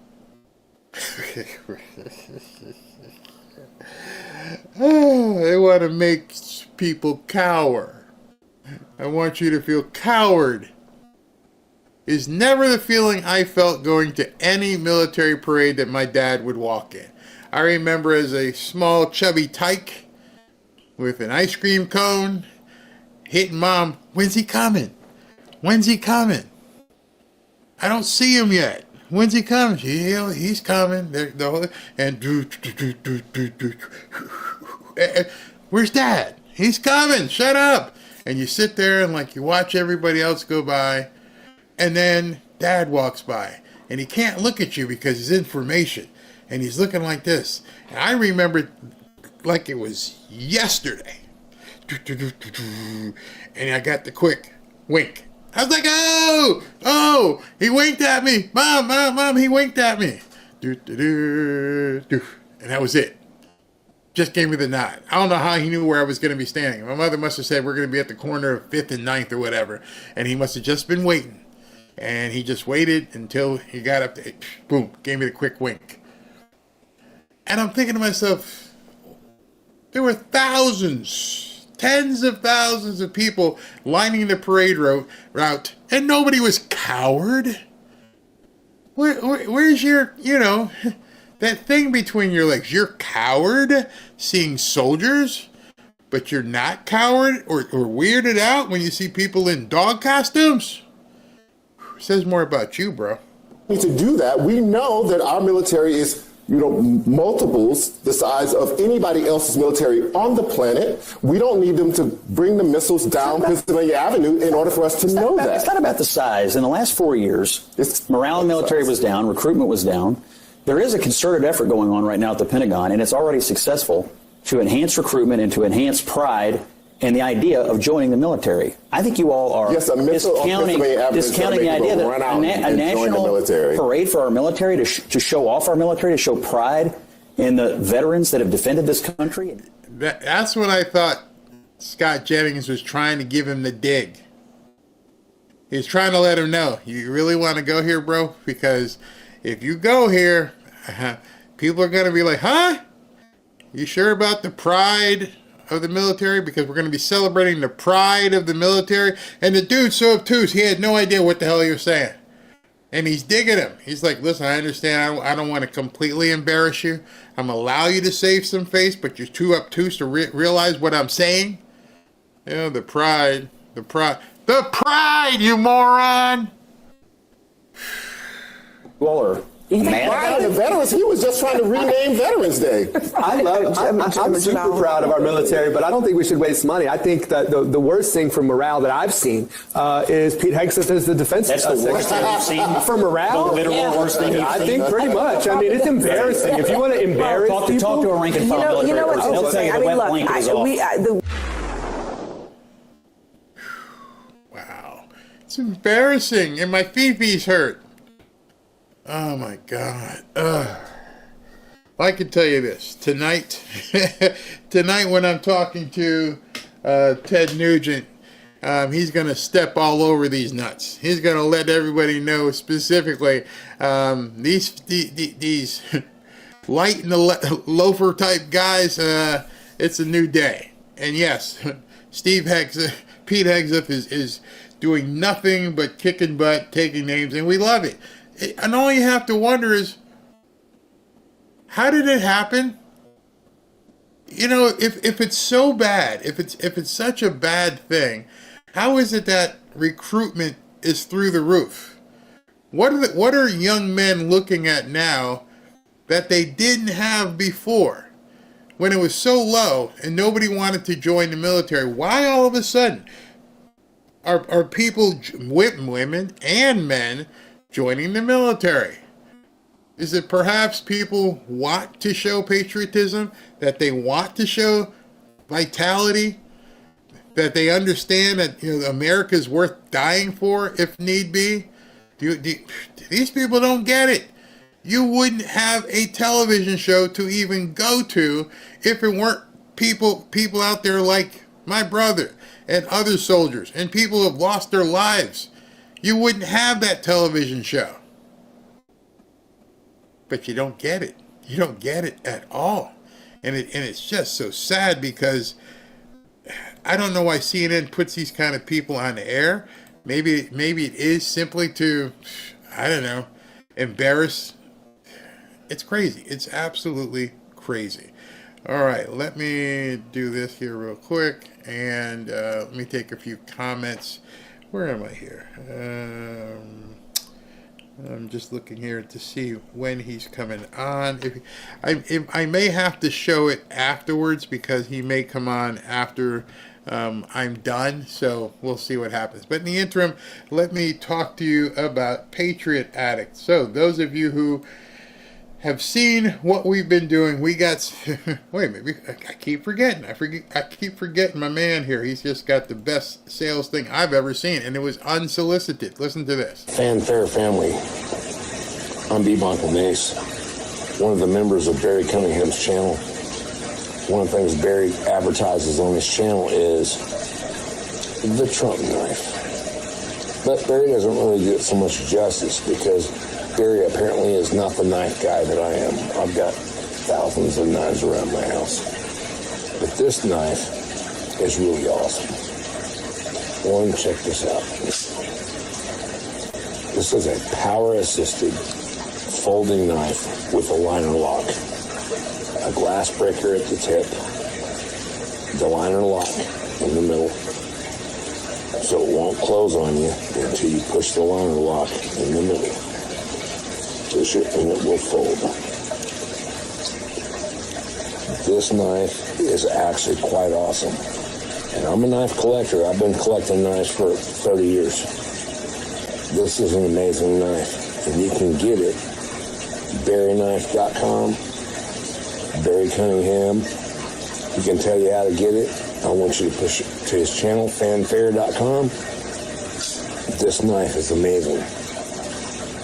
It's sharp, it's heavy duty. As a matter of fact, it's almost too heavy to carry in a pocket. You'd have to put it on your belt or whatever, but it's a heavy duty knife, and it's really nice. So Barry, to you, one of your family members, B. Michael Nace from Fanfare, amazing knife. Alrighty, so love that he did that completely. I just showed it. He sent me a link. I was like, that's perfect, bro. Thank you very much. So everybody knows I'm working with Patriot Addict. Some people, love what they're getting. Most people do. If you've had some problems getting your order on time, or if you haven't received it, go ahead and send us an email, and we'll see what we can do. See what we can do to get that to you. Wait a minute, SV, I got to read this first. All right, so Patriot Addict is back with a brand new Trump collector's bundle for you called the Barry Pack. The Barry Pack is the ultimate Trump collection, featuring the Trump sequel hat. Why do I always not have this on instead of having it on and having it ready? Here's the Trump sequel hat, and it's a very nice hat. And I told people I wore it to the Aaron C. show this past weekend and had no problem with it. They're also going to include the Trump watch in that berry pack, which I don't have one because they're waiting for shipping to me. And of course, the Trump red knife is in it, which Mr. Michael also just debuted to you. This is a great knife. It's so well made, as he said. And no, I'm not a knife guy, so I'm not going to stab myself with it, but it's very sharp. It's a good size knife as well, and it's not light. There are people probably in the chat right now telling you, get it for sure. Good knife, really good knife for fishing and things of that nature, and maybe even a little self-defense. Like B. Michael Ney said, it's heavy, so you're going to have to clip it to your belt or whatever. So you get the Trump red knife, you get the hat, you get the watch, and of course, you get this, which is the Trump blanket. And let me put it sideways so you can see it. This is the Trump blanket. You get all that. You get the hat, you get the watch, you get the knife, you get the blanket. All of it. No charge for shipping. No hidden fees, no subscription. All four of these items would normally cost $238 separately, but they're practically giving it away to the fanfare audience here for just $69. And just be aware, prices have already gone up on this, so I strongly recommend you take action now. It was $59 about 2 or 3 weeks ago, but it's $69 now. They just set aside 500 packs. I don't know how many of them are left for fanfare fans, and they're already down to the last few, and I can't guarantee this collection will ever be available again. So scan the QR code over here or visit berrypack.com to claim yours before they disappear forever. That's berrypack.com, or scan the QR code right now. So it looks at this point as though President Trump has not come out yet, so what I'll do is I'll record it as a part of tonight's show. Tonight's show shouldn't last 3.5 hours, but you're not going to want to miss it. Not at all. Remember, I got the interview with Ted Nugent, and there's some special things that are going to be happening. So let me go ahead and take a few comments here. I've been waiting for harvest from seeds Trump has planted. Yeah, I hear you. Let's see here. Roaring Red, thank you, friend. Looking at I need the watch. I'm waiting for it to get in so I can debut it and put it on my wrist so you guys can see it. Let's see, common courtesy. Why no questions about Epic City? You talking about that Muslim thing in Texas? No, I didn't. Forgot. I'm sorry, I didn't have it in my ideas in terms of what I was thinking. Sorry, no true omission. Just didn't think of it. It happens. It definitely happens. Let's see here. Wait until Doge finds where all the money went in the Pentagon. Yeah, that's going to be scary. Is there a way to check on my order? Barry Pack C. I got mine at 59. All right. So send me an email and I will definitely check. I know they were backed up. John Monk. They will burn their own city. All right, sounds here great, Barry. Ready and waiting. Yeah, it's going to be fun. It's going to be a lot of fun tonight. You know, even if you don't like Ted Nugent's music, it's a great interview. It's a really good interview. So let me go ahead. Let me check one more time. He hasn't come out yet, so I'll cover it tonight. And let's go ahead and do super chats so I can go have a little bit of lunch and have some time in between shows to go over some of this stuff. Let me end the poll. All right. And 1 second here. Just getting everything. All right. And here we go. And I'm telling you, you will enjoy tonight's interview. And then let me know. Again, I don't want to blow it for people who haven't been here before, but you're going to hear some music. You're going to have some fun, and we'll see. All right. Pineapple Breeze, let's bring our prodigal sons and daughters back. Yes. Stephanie Thomas, thank you. I think I'll choose not to use salt and pepper from restaurants. Scary to think someone can slip in those drugs in a salt and pepper shaker. I never even thought about that. I didn't think about that. Viking King, I find it amazing every country leader that comes to see President agrees to terms right up until the point they get TV time when they start getting mouthy. Exactly. Jose Gonzalez, it's easier to impeach your president. Yeah, unfortunately, they don't have a problem doing that. Caleb McIntosh, Barry, can you keep track of the voting of the Pope? Have they started? I didn't know they started. We're looking for that white smoke. Barry Nelson, thank you. No name, thank you. Brian Newland, request for tonight, free for all. When in doubt, I whip it out, got me a rock and roll band. It's a free for all. Oh, I didn't even think about that song. He's got so many. He mentioned it too. Hold on, free for all. Let me just write that down. Yeah. And by the way, tonight, when you hear, if you don't know who Ted Nugent is, he can be a little bit hardcore. So if you're on the softy side of things, maybe it might not be your kind of show. I'm just letting you know. No, Wes Hunt, Barry doesn't mean lockstep like Dems, but loyalty of party, which Republicans are terrible at. Executive orders that are righteous and good for all to see. Rhinos will be the death of us. Absolutely agree with you, Tommy. And by the way, I hope you're feeling better. Johnny Parker, Barry Doge needs to investigate Tom Tillis, Mike Johnson, and other members in Congress and expose their dirty or tell them they need to get on board. Maybe they've already done that. We don't know. Despina Andrelis, what a doomed thing for you to say. It's just a matter of time when we're screwed with no hopeful insight whatsoever. My God is bigger than that. You know, how do I say this in terms of my belief? I know I'm saved. I know I believe. I don't feel, and I'll ask JJ this, that God has a plan in sports. I don't believe God has a plan in politics. I don't think he picks winners and losers. I don't think in what this country has done and how far away they've gotten from God, and people have turned away en masse and are doing such evil things, I think it's more important to make sure you're right. I could be wrong, but, you know, that's how I feel politically that we're screwed.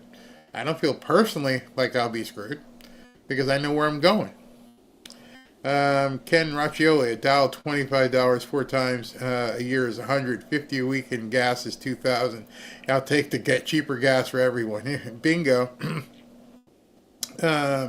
Joy Kirkland, hi everyone. I heard the pack it took about 2 weeks, and I got the hat, the knife, the blanket to watch, and it was all worth it. Fantastic. Thank you, Joy. Maximus, we need to address Israel's trying to drag us into another war. I don't think President Trump will do it. I don't think he's planning on doing that kind of stuff again in terms of letting Israel get there.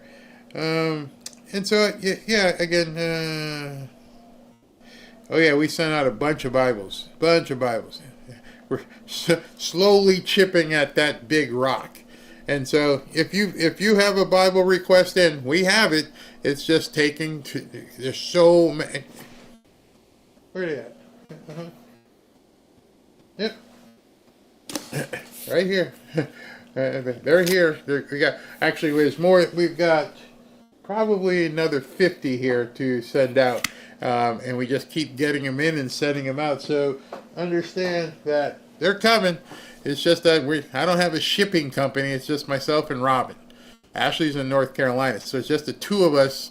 Every couple of days we ship out a bunch more, but they are coming. All right. All right. So anyway, that's let's see you guys tonight. I'm going to go ahead and put on the after party show. And thank you guys for tuning in. Wow, we did another 3 hours. I keep trying to make them shorter.